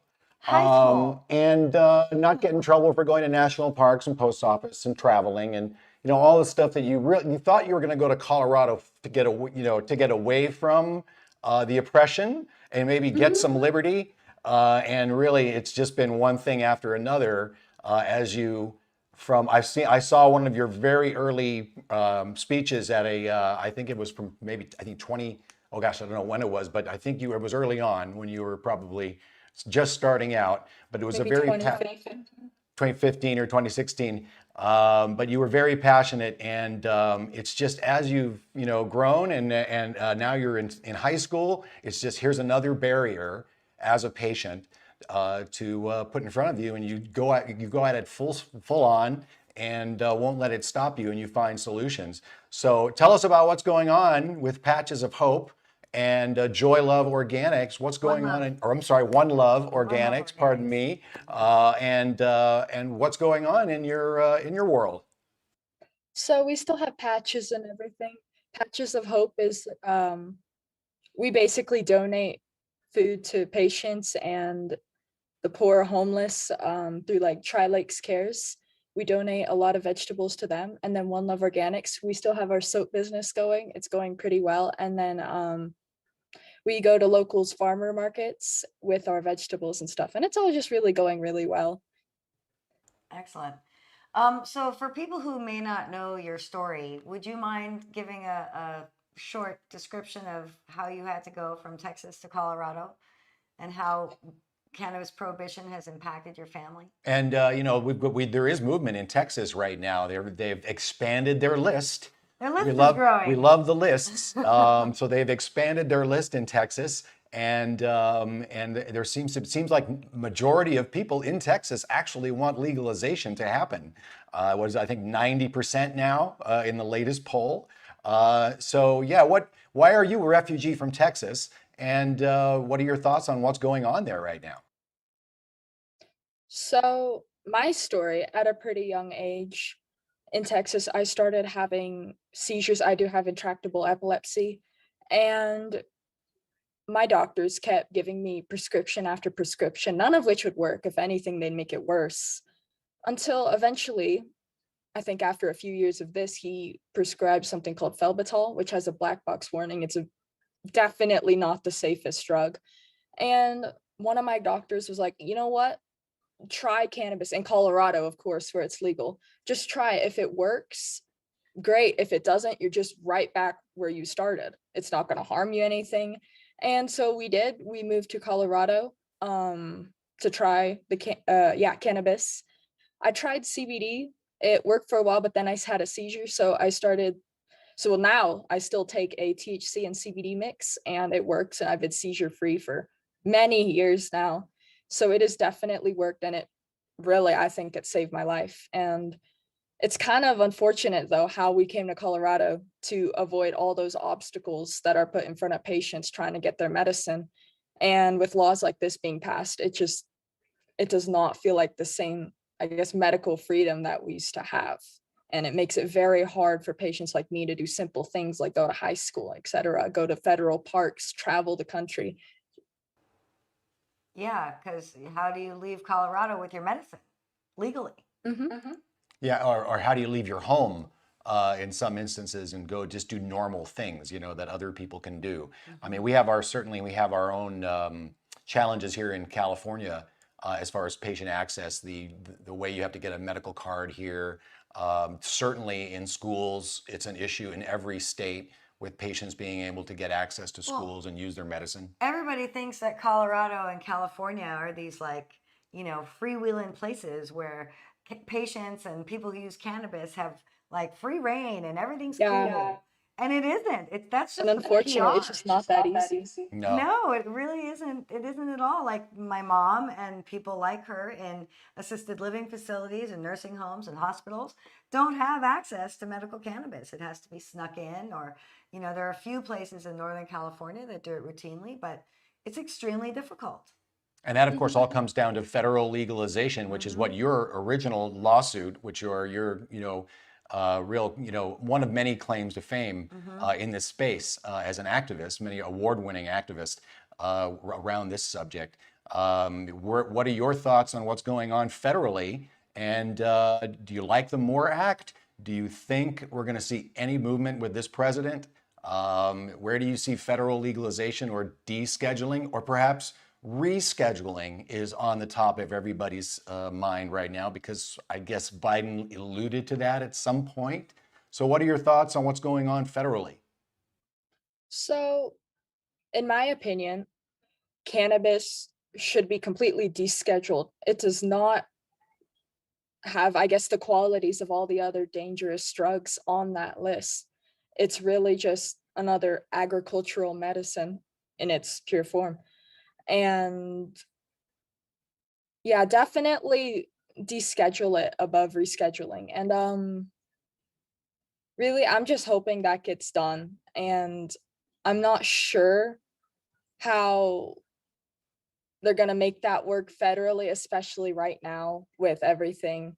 But I really just am hoping that they do deschedule it and give us patients the freedom that we really deserve and have been wanting for a long time. Well, we know, a clean descheduling, I think, is probably the most way to get a bipartisan consensus and not try to load it up with a bunch of controversial, yet maybe perhaps justifiable. And that's kind of the thing with all these laws. It's just creating obstacle after obstacle for these patients to get their medicine, when it should just simply be an appointment between a doctor and a patient. That's right. Yeah. That's right. And the rush to adult use, and everybody wants their money. Everybody wants their tax money. And it's almost like these laws can't get passed unless you're taxing patients along with everybody else to use this medicine. So it's... Doctors also, though, most doctors don't learn about cannabis medicine. Most doctors don't know that there's an endocannabinoid system in the... And, oh, sorry. And even high school, I've seen a lot of courses, they'll just be like, yeah, cannabis dangerous, bad. And it's just the same thing over and over. Right. Yeah. And there's no real science behind any of that. Well, So, certainly skewed. well, all the science that has been, brought, the vast majority of the science up till now has been funded to find harms. So, which they haven't been able to find many harms. They keep trying. They try hard, they keep funding studies, and they don't find any harms. So it's problematic for them. But what are your thoughts on lists of qualifying conditions? So I don't think there should be a list. I think it should be between the doctor and the patient. If the doctor thinks that the patient can benefit from cannabis use, then the patient should be able to access the medicine without any obstacles or interference, especially by government and law. Yeah. Get out of the way and let the doctors and the patients Do their job. yeah, exactly. And it's the THC limits are there. We interview a lot of doctors, and there are many kids with autism and other conditions that require large amounts of THC just to be normal. And many people that are suffering from pain use large and they have built a tolerance and gotten to a point where that it just makes them normal. And so People fighting cancer. Yeah, to sort of put limits. I mean, the limits in this bill, 2 grams of concentrate. Okay, is dabbing the choice? Is this a problem? Dabbing and recreationally using these high concentrates To be determined. I'm sure they're looking at all kinds of reasons, ways to Sure, try to they're find it. But they've been trying to kill mammals with large doses of concentrated THC forever, Generations. and they still haven't been able to do it and find very little, harm to brain cells. And when they do, boy, they stir trumpeted, but it's very sketchy research. So, Right. It just sounds like, hey, cannabis bad. Why? Cannabis bad. cannabis bad, put a limit on it. Tennessee, bad. okay, you can use CBD with THC as long as it's 0.9% THC. Can you imagine going to the plant and going, okay, now harvest it now, it's at 0.9. It's ridiculous. We spent a summer, this part of this journey last year on a hemp farm in Oregon while escaping the COVID from Los Angeles. And, it's crazy to try to create and control a plant like this with these arbitrary limits and specifications. And the challenges to patients continue. The price keeps going up. In Pennsylvania, it's just ridiculous, and it's just from everywhere, and the taxation is nuts. So And it is just like so hard to trust politicians in their word. Like, hey, I'm gonna help cannabis decriminalization or legalization, and then a year later, I never said that. we don't have time for that. Ain't nobody got time for that. What are you talking about? But it's the number one issue that people in Mississippi are going to be deciding the next election on. Apparently. And we've been saying, for years that 2020 would be decided by cannabis. Yeah, who knew we'd get 4 out of the gate here in 2021 with different levels of lists, limits, and regulations and taxation. We're trying to get progressive Democrats of California to pay closer attention to cannabis and patient-centered cannabis ideas also, and it's really hard. It's hard to get mainstream people to think that cannabis connects all these things, and it does. It's just really hard to trust politicians. My old mentor Vincent, he sadly passed away a while ago, but he said the same thing. Yeah. Well, they go where the money takes them. It's all about the money. Yeah. It's all about the money. That's the laws that have passed are all about the money. And cannabis is a disruptor for every industry: alcohol, tobacco, big pharma, and because it has so many solutions. You see harm reduction in those areas. You see much benefit in the medicinal area. Because using it as medicine. I think it just came out. I think NORML talked about the comparison to smoking. They say, well, it's still smoking. Well, no, it's not actually. It's radically different. Cannabis users don't tend to smoke as many cigarettes as joints as cigarettes. So there's far fewer inhalations, which was one of the something the doctor recently brought up. But you have to find these doctors, like you found your doctors. You can't. These aren't mainstream doctors. You have to search them out. There are luckily more and more. How did you find your doctors? I mean, was it just just through social media or just a word of mouth? Yeah, like I had Dr. Getty. Really, I think we might have been introduced to her from that Weed 2 film, and that's kind of how we learned about cannabis too. Yes. Well, props to Sanjay Gupta. Absolutely.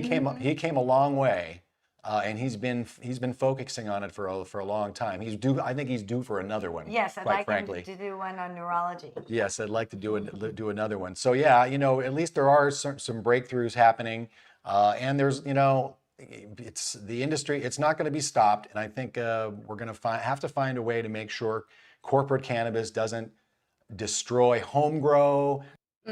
That's very important. Very important. The ability for patients to make their own medicine, and use it with neighbors and like tomatoes, right, Alexis?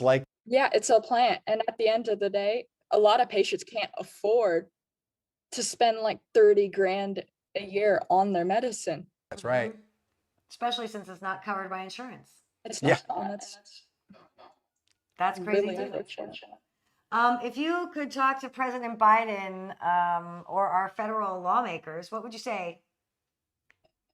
that politicians and really just the legislature need to stop poking their head into patient and doctor business and let us just live our lives. Let me go to high school and do basic things, go to like even a post office without breaking the law just because I take this plant as medicine because it saved my life. Why am I and many other patients being punished for that? Awesome. Awesome. That's great. On okay, so on a more or equally, I'm going to say equally important topic. True. What are your thoughts on the UFO report that was just released yesterday? Yeah. It's really interesting. This is like a big topic for me. They could only identify one as a hot air balloon. Right. And that's just since the Tic Tac. That's just since 2004. And we know they've been looking at this Yeah, stuff a lot longer. definitely. Yeah, definitely. We just don't know. And We just don't know. it's not us. It's not anybody else we know. And we just don't know. Yeah. So That's so exciting to not know. Right? well, at least they're finally Yeah. admitting to it. Yeah. Yeah. That's sort of revolutionary. It is definitely. No, this didn't not happen. This real. isn't true. It's not real, but So do you want to go to Mars? yeah, let's go. I'm tired of it here. Let's leave. You follow SpaceX and all the launches. I know that it's in so many ways it's an exciting time. We're on the leading edge of many things in this universe. Always are, really, and certainly in cannabis. So Cool. we'll let you get back to your life, Alexis. Thank you so much Absolutely. for talking to us this morning. We know you got so much going on and doing great things with your nonprofit and creating amazing products in your entrepreneur world and your activism. Our activism continues. And so great to hear that you're in good health and see that you're in good health and seizure free, controlling your epilepsy. Final words before we let you go. Politicians, stop getting involved with a patient and a doctor's medicine. It's really none of your business. Let us live our lives, man. Fantastic. Very good. Thank All right, you you so guys much, have a great Alexis. day. Awesome, Alexis. well. You too. Thank you so Thank you. much. Thank you. Bye-bye. Bye. Bye. Dale Gieringer, Executive Director of California NORML. That was a great interview with Alexis, by the way. So good. Enjoy, Dale. This is really comprehensive interview. Enjoy.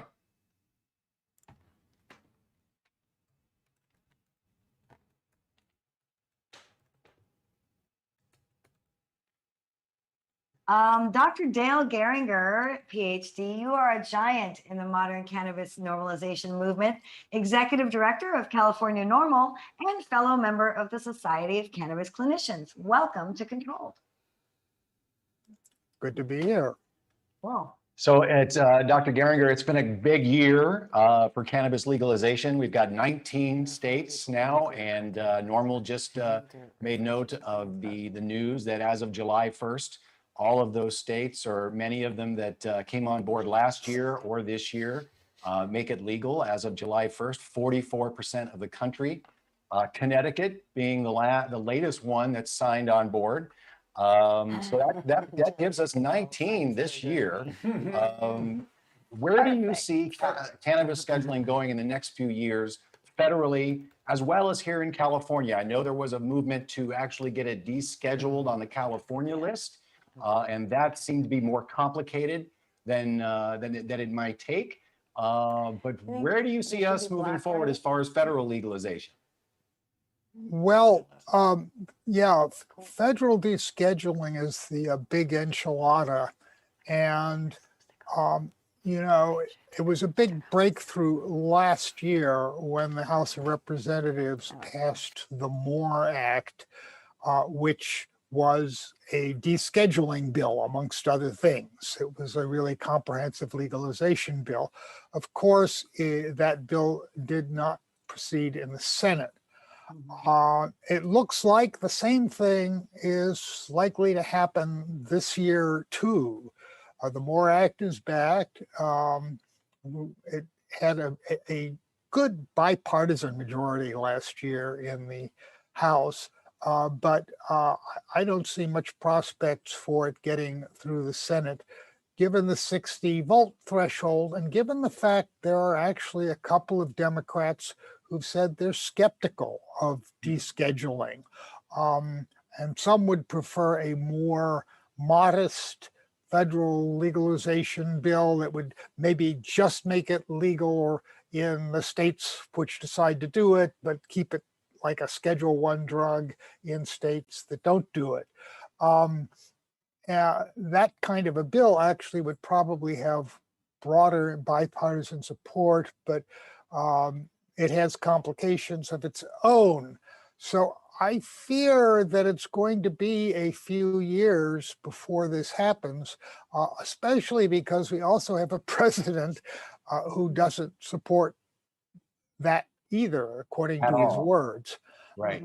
I mean, I wouldn't swear that President Biden would veto a bill if it got through both chambers, but I doubt that will happen, and I doubt the Senate will support it without some vigorous support from the president. So we're stuck with this same two-track state legal, federal illegal situation for a while to come, I fear. You mentioned descheduling here in California. It is sort of a technicality.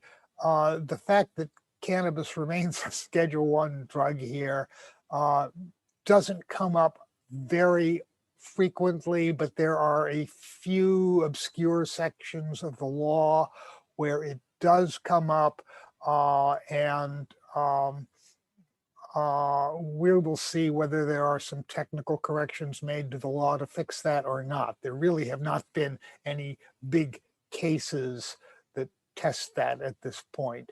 For all intents and purposes, cannabis is pretty much legal in California, at least. Except in colleges. Except in Hospitals. well, anything under federal regulations, but Nursing California, homes. yeah, California descheduling won't fix that. They're Right. looking, they're citing the federal law. I mean, which is a disgrace, frankly. Especially, I think the impact of the federal law is really bad on medical users in particular. But it's possible. I think it is definitely possible that later on in this administration, we could see a federal rescheduling done by the executive, which is certainly within the power of the Attorney General. And if they turn to that, then they could make cannabis Schedule 2 or 3. I mean, it really belongs in 3 if it's going to be rescheduled, because that's where dronabinol or Marinol is scheduled now. Although I think Mr. Biden has talked about Schedule 2 previously, but either one is advantageous to medical patients because they can make a claim of medical legitimacy that will have some traction perhaps in hospitals and other places as well, although it doesn't really establish a legal distribution system, because you can't, if you have a Schedule 2 or Schedule 3 drug, you need an FDA approved drug to distribute, and nobody's close to doing an FDA approval for cannabis in the immediate future. But nonetheless, it would be an improvement if the federal government did that. Well, now now I've heard a few people we've talked to say that would mess with adult use, and it would basically because you'd have to basically have a prescription and with an FDA approved drug, so it may actually. Well, at a federal level, but it's not at the state level. I mean, so you still need those protections for the state in some type of codified law of the Cole memo, or the saying, hey, don't bother these states, something made, a federal law. Then you need banking's probably going to pass. Well, banking is likely to pass, yes, right, because the bankers support it, and Republicans will support the bankers and the money. Yeah, in Delaware, and Joe's from Delaware, so he's all into banking, and right. I'm sure he'll sign that. So yeah, so the banks will get their cut, and hopefully patients will be protected. What about Ryan's law in California? What do you think? Well, there's a problem right there with the governor, frankly. Right, right. But Governor Newsom vetoed the bill last year, and he said reluctantly, and he did so because the hospitals themselves asked him to do so. And they are concerned that it mandates that they break federal law, and therefore all sorts of horrible things could happen to them, sanctions or something, which I think is just lawyer talk. I don't think the feds are going to do anything. Right. But I know the attorneys often have a big say in this, and a very conservative say in decisions like this. So I think that was a deciding factor. Now, I believe the law, which is back again this year and likely to pass pretty much unanimously again, will go back into Gavin's court, and maybe he'll find an excuse to sign it this year. I know there is a similar law in New York that Governor Cuomo signed, although I believe that the California law is stronger in that the New York law sort of is permissive. It allows this conduct to go on in nursing homes, and the California law is more prescriptive. It says the nursing homes have to allow it. And there's some, an issue for the attorneys to worry about. There's another larger issue looming over this whole descheduling issue that nobody has really gotten into yet either, namely that federal descheduling of cannabis is actually a violation of the International Single Convention Treaty, of which the United States was the primary sponsor back in the 60s. Right. And that treaty does allow cannabis to be used as a medical drug, even as an over-the-counter medical drug.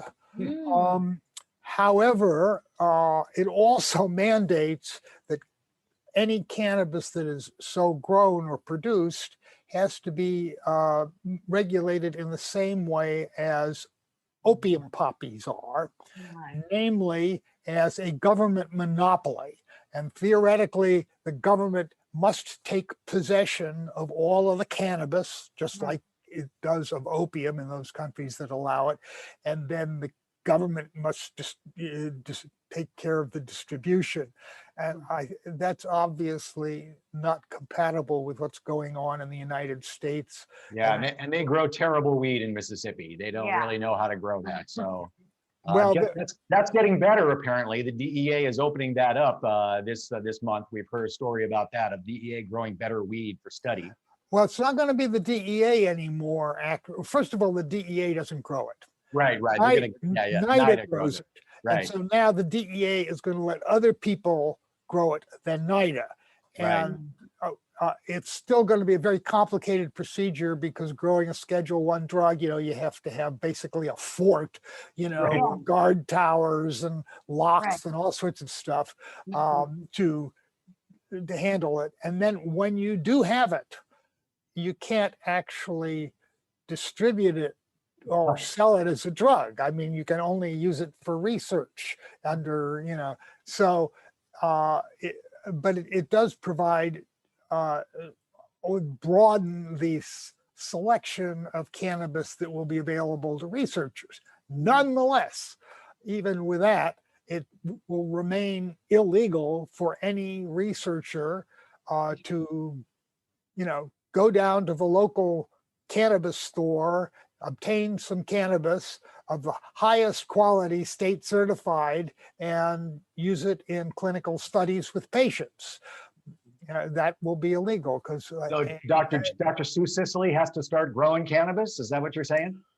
Well, if Sue Sisley wants to do studies, she can, and maybe she has plans to apply for a cultivation license from the DEA, and then go spend a couple of years developing that license, getting the facility going, and then she could do research with that cannabis. But as I say, even if it was worked out perfectly fine, she couldn't really provide it to other people without she going couldn't. through FDA approval. And Right. She couldn't give it to anybody to study it. So that's kind of a catch-22 there. no, she could give it to them to study it. They could do a study, but it couldn't be commercialized. Gotcha. Gotcha. Well, that's what she wants to do anyway. So that's good. Right. Dr. Dale, you've been on the leading edge of cannabis legalization starting in 1991 locally with Dennis Perone and Proposition P in San Francisco, and then statewide with California's medical cannabis law, Prop 215. And of course, NORML was very influential in getting Prop 64 passed.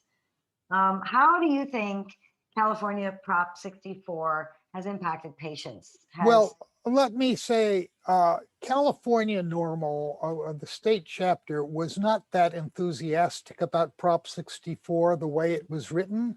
We preferred other language, which we were involved. There were other initiative writing efforts that we were involved with, and we favored a different form of initiative that would be a lot less restrictive and prescriptive and less regulatory. And Prop 64 is really overwritten in many ways and very, very restrictive. But in the end, we thought it was an improvement, especially on the insofar as the decriminalization was concerned, because it basically defelonized cannabis entirely and got people out of prison and allowed them to clear their records and so forth. And that's really important. And Prop 64 has been very effective in that regard. I mean, the number of cannabis offenders in California is, just plummeted by 90% basically. And most of what's left is misdemeanors with a few exceptions. So that's good. But it certainly tied up the commercial system with a lot of really excessive regulations that are over the top and beyond what you would normally require for a comparable crop, like wine grapes, for example, or even tobacco, which we don't grow much of in California, but it's grown in a lot in other states. I could go on and on about it. I mean, I could talk about environmental impacts reviews. All right, every cannabis grow has to go through environmental impact review. Well, if you're a farmer out there and you're going to grow some corn or tomatoes, you don't have to get an environmental impact review for that. But if all of a sudden it turns to cannabis, you do, and everybody knows what a expensive and lengthy process environmental impact review is. In fact, as we speak, over 80% of the licensees in California are not approved for final licensing. They're working off of things called provisional licenses. And the reason for that is mainly because the environmental impact reviews have not been completed. And the governor just had to allocate $100 million. Yeah, I saw that. $100 million to bail out the industry. Right, to bail out, or the state government or the local governments, which are in some cases in charge of doing the environmental impact reviews. Right. So the water regulations are similarly exorbitant. The water board, faced with this ongoing drought crisis we hear, has been experimenting with new rules about water regulation. And it's time that California reconsidered how we allocate water to agriculture, which is our largest user. But they decided to pick on cannabis with much tougher rules than apply to other crops, like wine grapes, for example. They made a big fuss about all the water that it takes to grow marijuana at that time. Well, the fact is that, a marijuana joint takes a fraction of a gallon of water in the end, and a glass of wine takes something like 10 gallons of water on that order. I mean, there's a lot more wine grown here in California than there is or grapes. So there's this horrendous double standard there, and actually they did not even make cannabis an agricultural crop in California legally. They made it instead an agricultural product. And that has a lot of regulatory implications, amongst which cannabis is subject to nuisance ordinances over smell.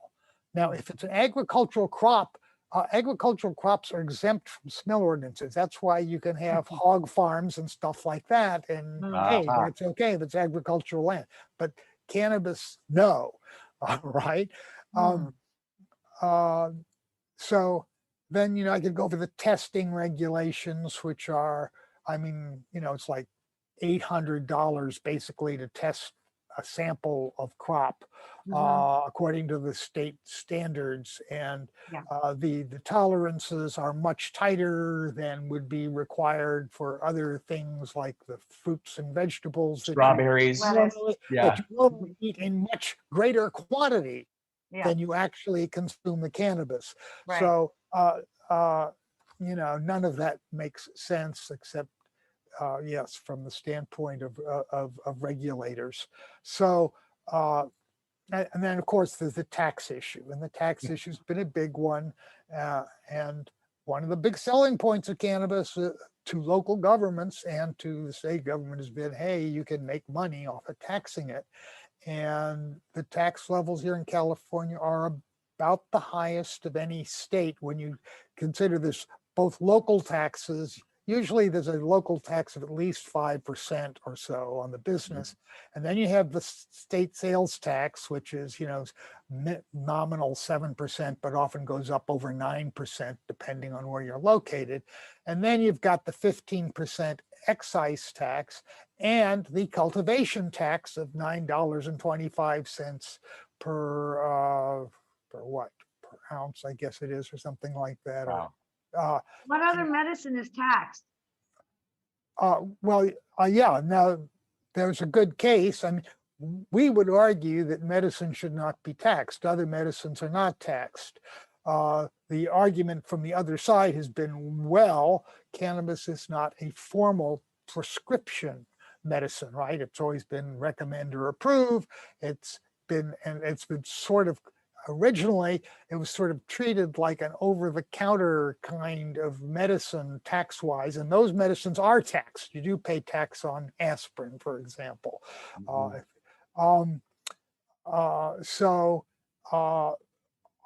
tax burden has been really hefty, and especially since Prop 64 took effect, which was really on January 1st, 2018 is when the regulations and taxation took effect.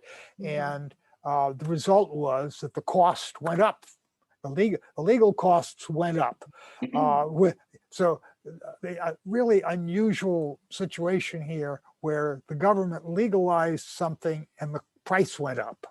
Yeah, and all of these regulations, this barriers to entry, over-regulation, over-taxation, have sent a lot of growers either stop them from getting into the legal market or back to the black market or gray markets, which still exist. Or the personal use market, as we sometimes call the personal use, the traditional use, or the personal use market. Legacy market. Legacy market, exactly. Yeah, right. Not going anywhere. Now they're going to start putting on limits. They're trying to put limits on THC all across the country and nationally. They are. I don't see that happening in California. I mean, it might come up. I haven't heard any buzz about that. I think people realize that that doesn't make a whole lot of sense. But I don't know what's going to happen for sure. All right. How do we get cannabis to be classified as an agricultural crop instead? Oh, that would be a huge lift. I mean, how do you lower the taxes on it? It's actually lowering taxes is sort of like a higher priority. I mean, there have been tax lowering bills before, like for the last couple of years we had them, but at that point, there were budgetary issues, and the governor was, I think, hesitant to cut state revenues. Well, it's really, I mean, it's the selling point for states and local communities are the taxation. I don't think you're going to get these laws passed without the taxation being in there. It's the only way to get it through. Right, and the question now this year the tax revenues really soared, though.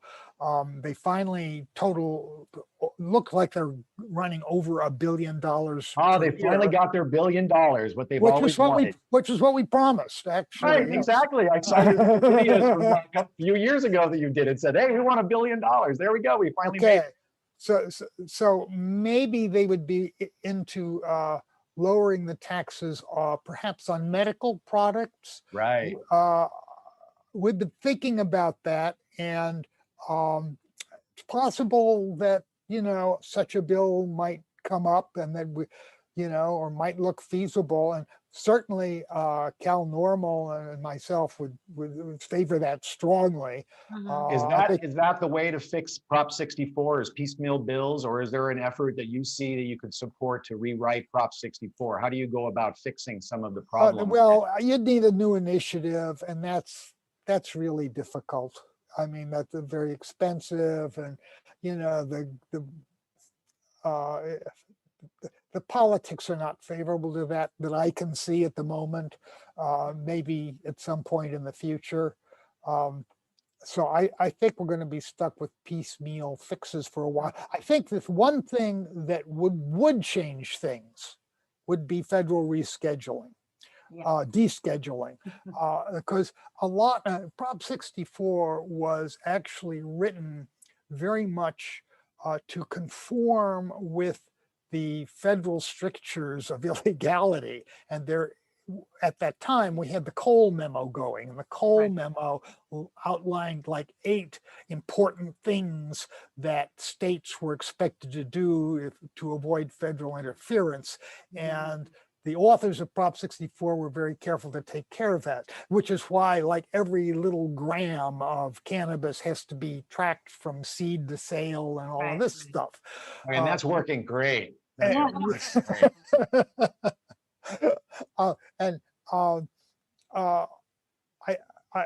think if we get rid of that, if we get rid of the federal descheduling and it becomes a national market, that will be a good cause to really rewrite the laws de novo here. And I think that's likely to happen once descheduling happens, right? But that could be another 5 years or more. Right. I don't know.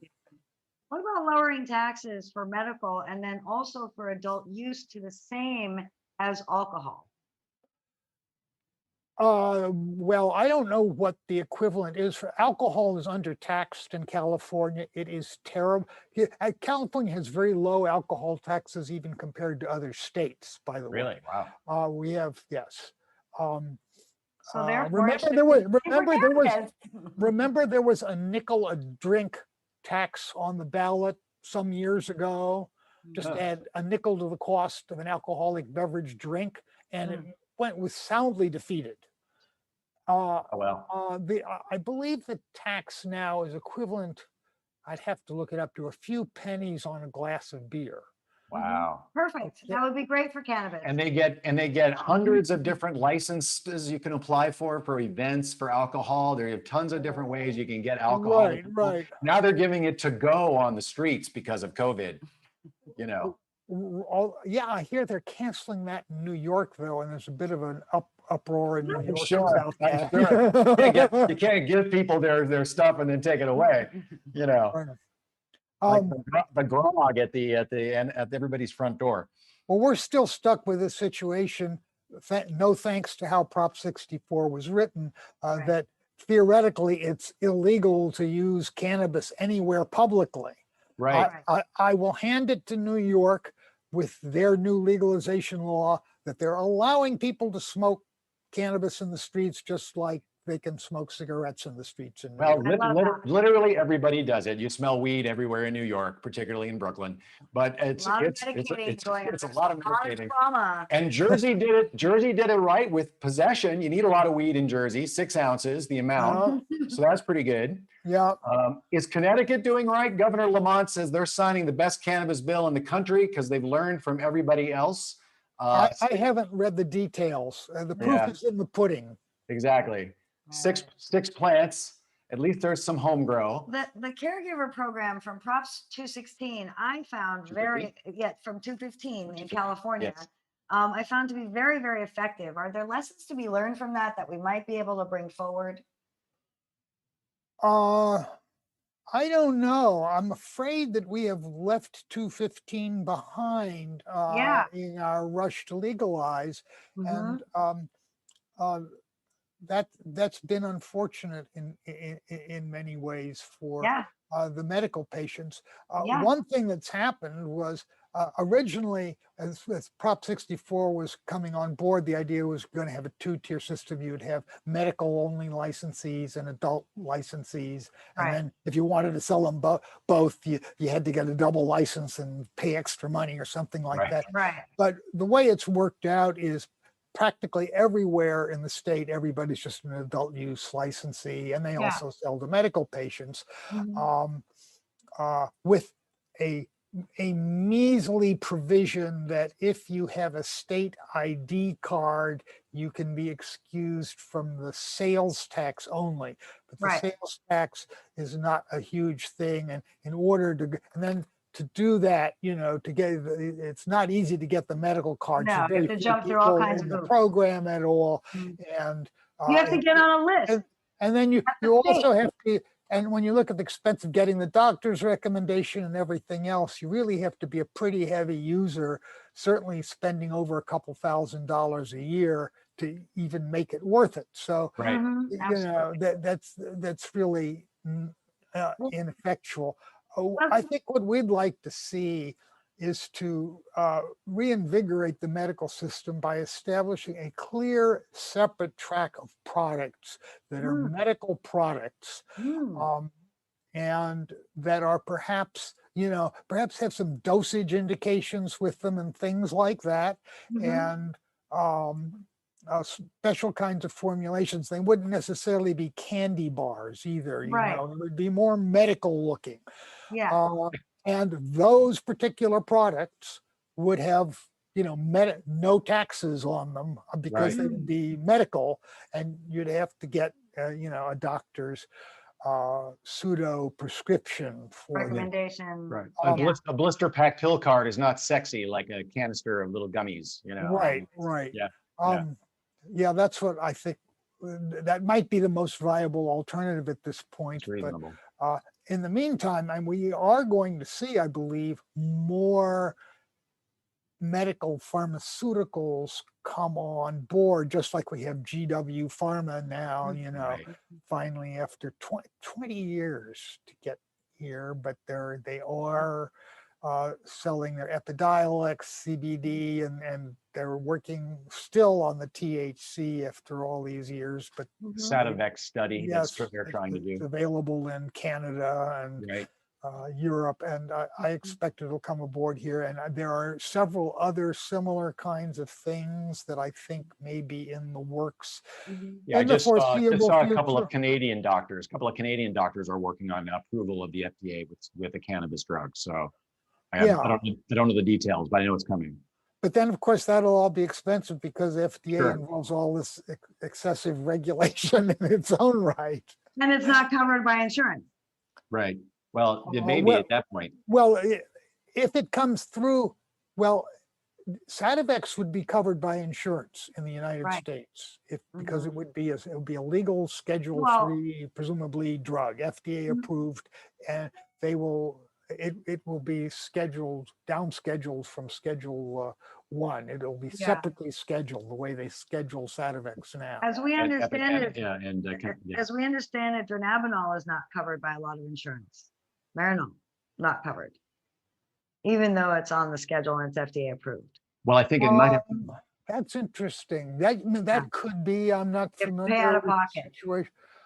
Uh, I What? think it probably varies. I mean, I think there's a potential for getting covered for dronabinol, and I think I've heard of cases where it's happened, but Mhm. you may also be right that there are insurance companies that won't do it. Yeah. Yeah, well, if it's maybe not, if like, it's off Well, label, yeah, if it's off-label, off like, label, right? Yeah. And the well, like, labeling for Sativex is really, I mean, for dronabinol is right, very just for limited. cancer, Yeah. really. very narrow. Yeah. Yeah. Yeah. We know And- people living with dementia who are receiving it who have to pay out of pocket for it. Right. Right. And chronic pain, which is a natural for THC, as we know, is not one of the indications it's actually covered. It's Right. probably the prime use in from the Right. surveys But that we've they'll done. they'll cover black box drugs being used off label. No Occasionally. problem. Well, that's not my understanding, actually. A lot of insurance companies will not pay for off-label. Medicare does. Medicare, my mom, who lived with Medicare does? Alzheimer's for 10 years, was on 5 off-label drugs for antipsychotics and anti this and anti that, and they were all being used off-label to treat her behavioral symptoms in dementia, and it was all paid for by Medicare. Huh. Well, it could be that too. Of course, there's Medicare, and then there's all these other health insurance programs Sure. too, and they have different policies. Well, it'll be priced to make the profit and get the health care industry or Medicare to pay for it. That's for sure. Certainly, they're all doing that with the Alzheimer's drug they just approved that doesn't work. That's going to cost what was it? How much? $36,000 a year for this Alzheimer's drug that they've just approved. And that doesn't work. THC works far better, which is what we found over our journey with that. But that's another podcast. Yeah. So we'll see how Connecticut goes. Is Rhode Island gonna pop? Probably not. Who's next on the list? Well, no, I heard Rhode Island is about ready to pass legalization too. They're kind of in the weeds, but yeah, they're moving. Well, they're in a legislative deadline or something like that. It's not clear, but I think it's cleared one house at least in Rhode Island. Very good. Cool. Very good. And North Carolina is looking at medical. That just came through the Senate. So we're seeing a lot of movement. I think this year is going to be another big year. I think you're right about banking. They want their piece. We'll see what Schumer and the gang come up with. And but you're right, without support in the White House, you're going to get very little movement. It might be why you're seeing so much vocal movement from Schumer, knowing, hey, this really isn't going anywhere. I don't know what his motivations are, because he certainly seems happy about legalization. Well, I think it is a politically popular thing. If you actually poll the public, there's a lot of support from it, and it's bipartisan support. 90% in Texas. More and than that. Mississippi, they said that's the issue they're going to decide on in the next election. Well, they've certainly been. They've been trying so hard for so long to get such little results in Texas. What I think Dallas decriminalized possession or something to the kind of laws that we've had here in California since 1975 or something like that.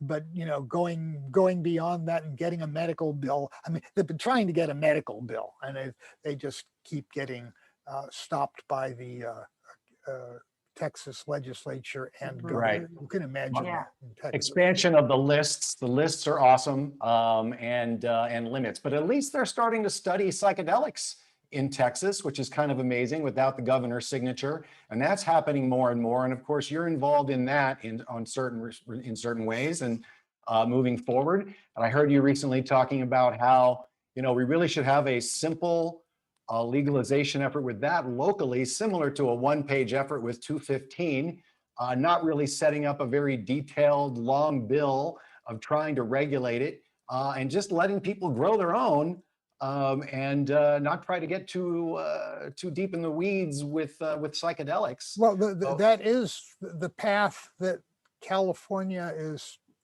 perhaps headed on now with the Senator Wiener's bill, which did pass the Senate, which decriminalizes personal use, basically, of psychedelics, and all psychedelics. Now, it's not necessarily easy to manufacture your own MDMA or your own LSD.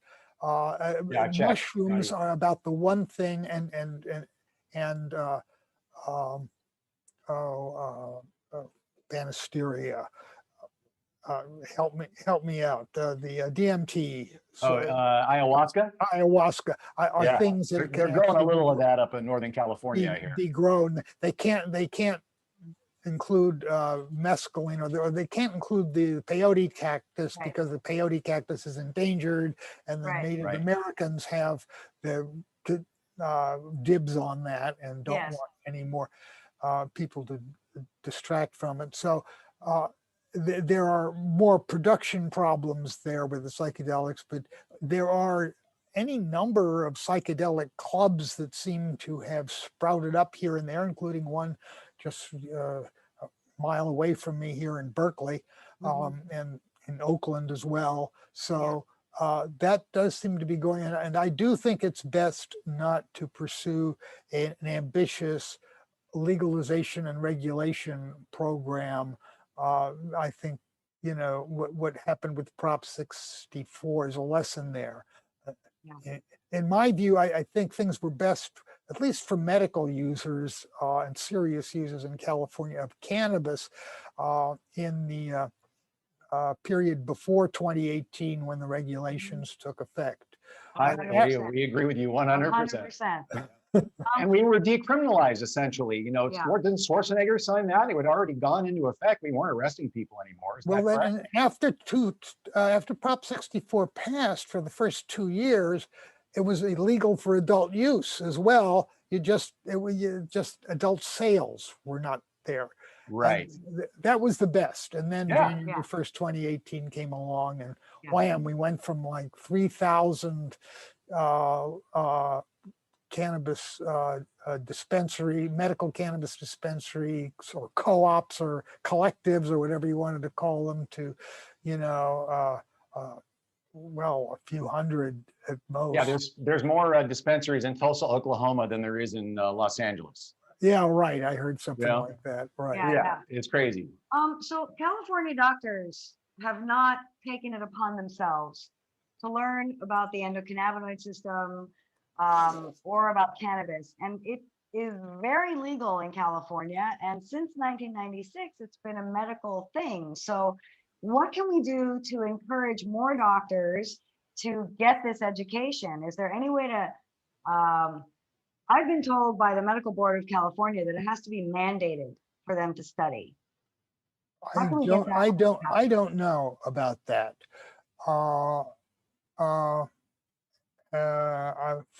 Frankly, and I'm not sure what it's. I do know that the Schedule 1 status of cannabis has really just scared a lot of doctors away. Period, and you understandably so. I think rescheduling is the best thing that could happen to help fix that. Frankly. Okay, so put all efforts into writing Biden and our federal legislators to reschedule, or rather deschedule cannabis. Well, I think even rescheduling is going to help for the medical patients. And that doesn't mess up our adult use tax scheme and sales in the states. So they say we need these to be just kept separate and protect the states. No, it won't affect. It won't. No, I mean at this point, federal law is sort of disjunct from state law in many regards. Anyway, yeah, right. But the fact that cannabis would be recognized as a medicine under some circumstances would have a big effect for institutions that are under federal regulation, which is practically everything these days. Yeah, right. Well, especially for the people we are mostly advocating for, and older people. And isn't Epidiolex on Schedule 4 or 5? I think because it's CBD. Yeah, it's either.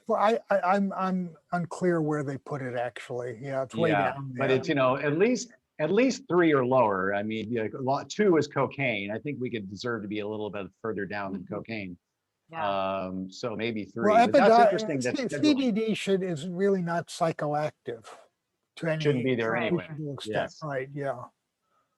Well, they Yeah, say not non-intoxicating is Right. now what they like to say because Yeah. it is. Yeah, technically the right. doctor I think that that is more psychoactive. accurate because if you Right. observe yourself carefully and take a strong hit of CBD, you can notice something psychoactively. Yes. Calming. Um, I Mhm. think an interesting area that's opening up is these alternative cannabinoids like Delta 8 THC, which has suddenly started to hit the market. And in a legal limbo, it- being banned in states, not really, some are well, saying it's the right up to question is where THC. the problem with the Delta 8 is where is it coming from?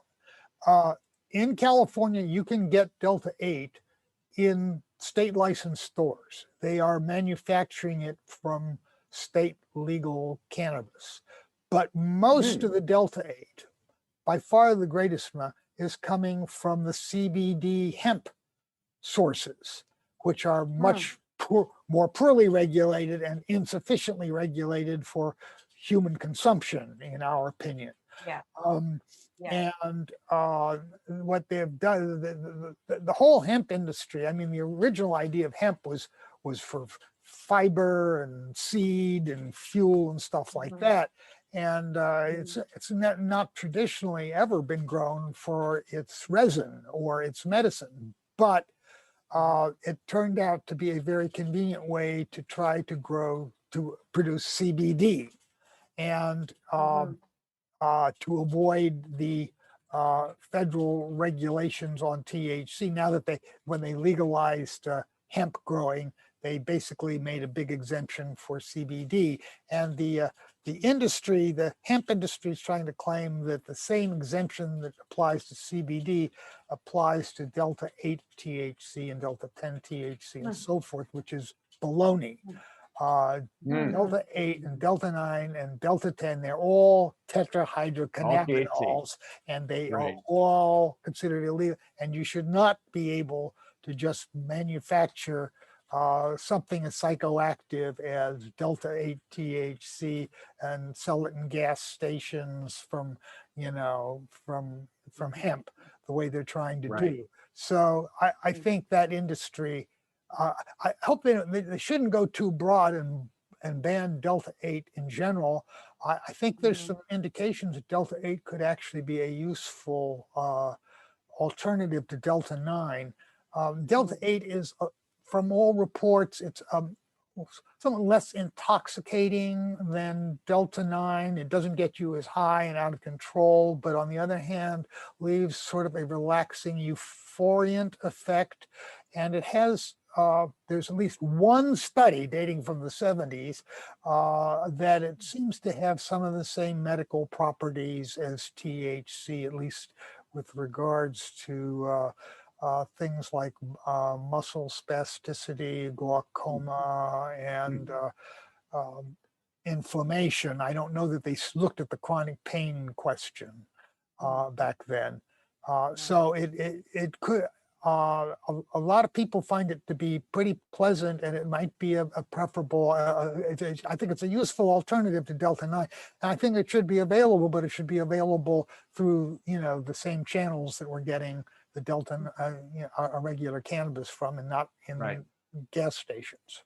Well, it's a very chemical process to convert it from the CBD. Right, and it is a chemical process. And just the I'll stick with whole plant right now. I'm going to stick with whole plant. I'm just a traditionalist. Right. Well, actually, I've been told too. The process for getting Delta 8 THC, basically, as I understand it, is you take, it's called isomerization, and it basically involves heating CBD, if you wish, or THC, but usually CBD, of which there are vast amounts from the hemp market. You heat it up with some sort of other, I think an acid or something like that with it. And there lies the rub. And you get a bunch of byproducts as well when you do this. So you got to be careful about how you do it. And a better process is actually to manufacture the Delta 8 from Delta 9 directly, which Hmm. of course makes the Delta 9 less potent and is not Right. such a economically appealing thing perhaps, but is probably chemically purer and simpler. We'll see how all of this goes and how they develop it. There's Yeah. all sorts of other cannabinoids coming online in the Mhm. future. Yeah, including the acids. Yes, Yeah. well, the acids are already there, of course. Well, yeah, And non-psychoactive. It's only when you heat them that Yeah. that you get your psychoactivity. and there aren't a lot of studies with the acids, right? No, there's not a lot of studies with any of this stuff, frankly. Right. Yeah. Well, there There's are, but hardly they're enough all studies. trying to find harm, really. Right. Well, and also it's been hard to get these things. Right. Even CBD has been way understudied, in my opinion. Oh, yeah. People are using it for all sorts of stuff that we don't even know what it's good for. I haven't seen any good studies showing that CBD is valuable for chronic pain, for example. I think there's a lot of testimonials that these high CBD varieties that also have THC may Right. be good for chronic pain, but Right. when you get rid of the THC and just have CBD alone, I haven't seen very good evidence that that works actually. Right. And, Oh, well, for or pain. you need serious high doses in everything Right. that they use it for, like Epidiolex. You need an incredibly high dose for it to Mhm. be beneficial. So I think it all has that entourage effect is real, and THC makes CBD work better. low doses of THC are actually really effective. We interview a lot of doctors, and low No. dose really seems to be the game changer in a lot of places. Sure enough. Yeah, very good, awesome. Awesome. Well, this has been delightful. Yeah, this has been great, very informative. I've learned so much today. What are you excited about right now, Dale? What's on your hot list of what's happening here in California or nationally? Well, in California, not a lot is happening this year other than they are completely consolidating the regulatory system, which has been in 3 different agencies, the Bureau of Cannabis Control, the Department of Agriculture, and the Department of Public Health. They're going to put it all in one new Department of Cannabis. But that's sort of moving the deck chairs around or something like that. Sure. But it's a big project, so that's what's mostly happening this year. And we do have Ryan's Law. But our big project, which will be coming up next year, is employment rights, where California is way behind other states. Most states now have some sort of language recognizing employment rights for cannabis users or medical cannabis users if they only have a medical law. And we do not have that in California. As a result of a very unfortunate Supreme Court decision that dates back to 2008, Ross v. Raging Wire, where a medical cannabis user challenged an employer who wouldn't hire him because he was testing positive for marijuana. And he said, well, look, I'm just doing this desk job here and I need the medical marijuana. I think it was for back pain or something like that. And I should be eligible for an exemption under the California Fair Employment and Housing Act, which has specific provisions for anybody who's taking any kind of prescription drug or medicine that can ask for to be excused on the basis this was medically necessary.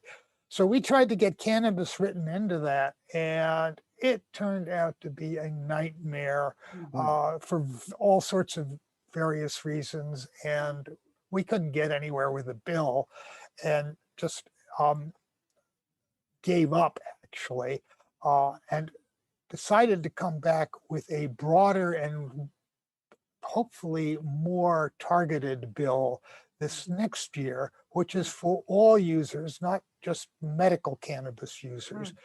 And it specifically would outlaw testing for inactive metabolites of THC, which is to say the urine test and the hair test, which are by Right. far the most objectionable tests for cannabis. On the very simple principle that they have nothing to do with impairment. They detect an inactive metabolite that hangs around for days and weeks and even months in the system.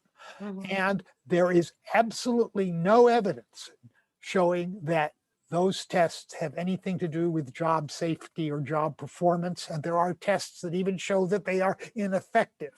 But despite that, they have slipped in there and have been allowed by the government, even while while they demand these, double-blind studies, phase 3 efficacy studies for cannabis, to prove that you can use it for medicine. They have never had any FDA studies to show that drug testing is at all effective in improving workplace safety. And yet they are forcing it on millions of workers against their will.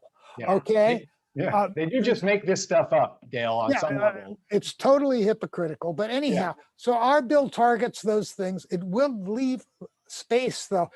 We do recognize that there is a concern about using any kinds of drugs on the job, and that we would allow impairment tests, of which they're now developing these computer-based impairment tests that are very useful for hazardous jobs and are coming into wider use. But also, there are blood tests that detect actual THC and when it's present, and oral swab tests, and they're developing breath tests that detect THC maybe for 4 or 5 hours after use. And that's a short window. And we think, if you show up on a job and you're positive on that, then I think the employer has a reasonable grounds for thinking, hey, you use cannabis, and you're here on the job, you shouldn't be doing that. So we would allow that kind of testing, although there are some medical patients who are going to test positive in any cases. And and I think a separate solution for them, I think we can have court cases actually to fix that down the line and have special medical exemptions in court, because there are now court cases going on in other states where patients are winning these kinds of appeals. Unlike the situation in California, over 10 years ago. I think we could win a court case now in California on medical use under the right conditions. But we're aiming for just... Didn't state workers just in fact, you're absolutely right. The California Personnel Board ruled that a urine test was not grounds for terminating a job. That applies to certain state jobs. It does not apply to county or city jobs. It doesn't apply to anything under federal regulation, of course, and it doesn't apply to private employers. So we're trying to extend that. But yes, kudos to the California Personnel Board for seeing the light on that. Yes, absolutely. Yeah, good. Great. Well, great. Well, we look forward to it all and fixing Prop 64 with you. Yes, piecemeal. Right. One bill at a time. Right. one tax refund at a time, as it were. All right. Well, great, Dale. Thank you so much for the update and for everything you've done up until now and in the future. It's been a pleasure. I should mention, since you're so much into medical cannabis, by the way, we're going to be celebrating the 25th anniversary of Proposition 215 on the November 5th of this year, 2021, in Fort Mason at a really elegant place, the General's Mansion at Fort Mason. It's going to be, we're going to have all of the original people that we can get who are still around from Prop 215 there, including myself. And so we hope people will come. I will send you a notice about it. Please do. And maybe we can film it. I don't know. Or cover it at least. People are welcome to come. Yes. Very excellent. good. That's great. That's great. I would love to see more elements of 215 being implemented in California. Yeah. That'd be great. That'd be great. Good luck. Well, again, thank you so much for You all are of your quite efforts. welcome. Okay. It's been a pleasure talking to you. Well, I wouldn't hold your breath on reforming Prop 64. Well, we got to push people to where we want them to go. We hope to have someone on the show soon who is crafting a replacement to Prop 64. So we're hoping to have them on in the next couple months. Indeed, indeed. Yep, we're gonna have lots of great stuff on the next Controlled. Thanks for joining in our premiere episode. It was a That's right. long one. We had a couple of great interviews. We wanted to get them to you. Pardon me. But thanks for sticking in there. Thanks for the chat. Diane Sunshine, some new people that we haven't Peace seen Dove. before. Peace Dove, Always good to see MDN Niles. NorCal Public. Yes.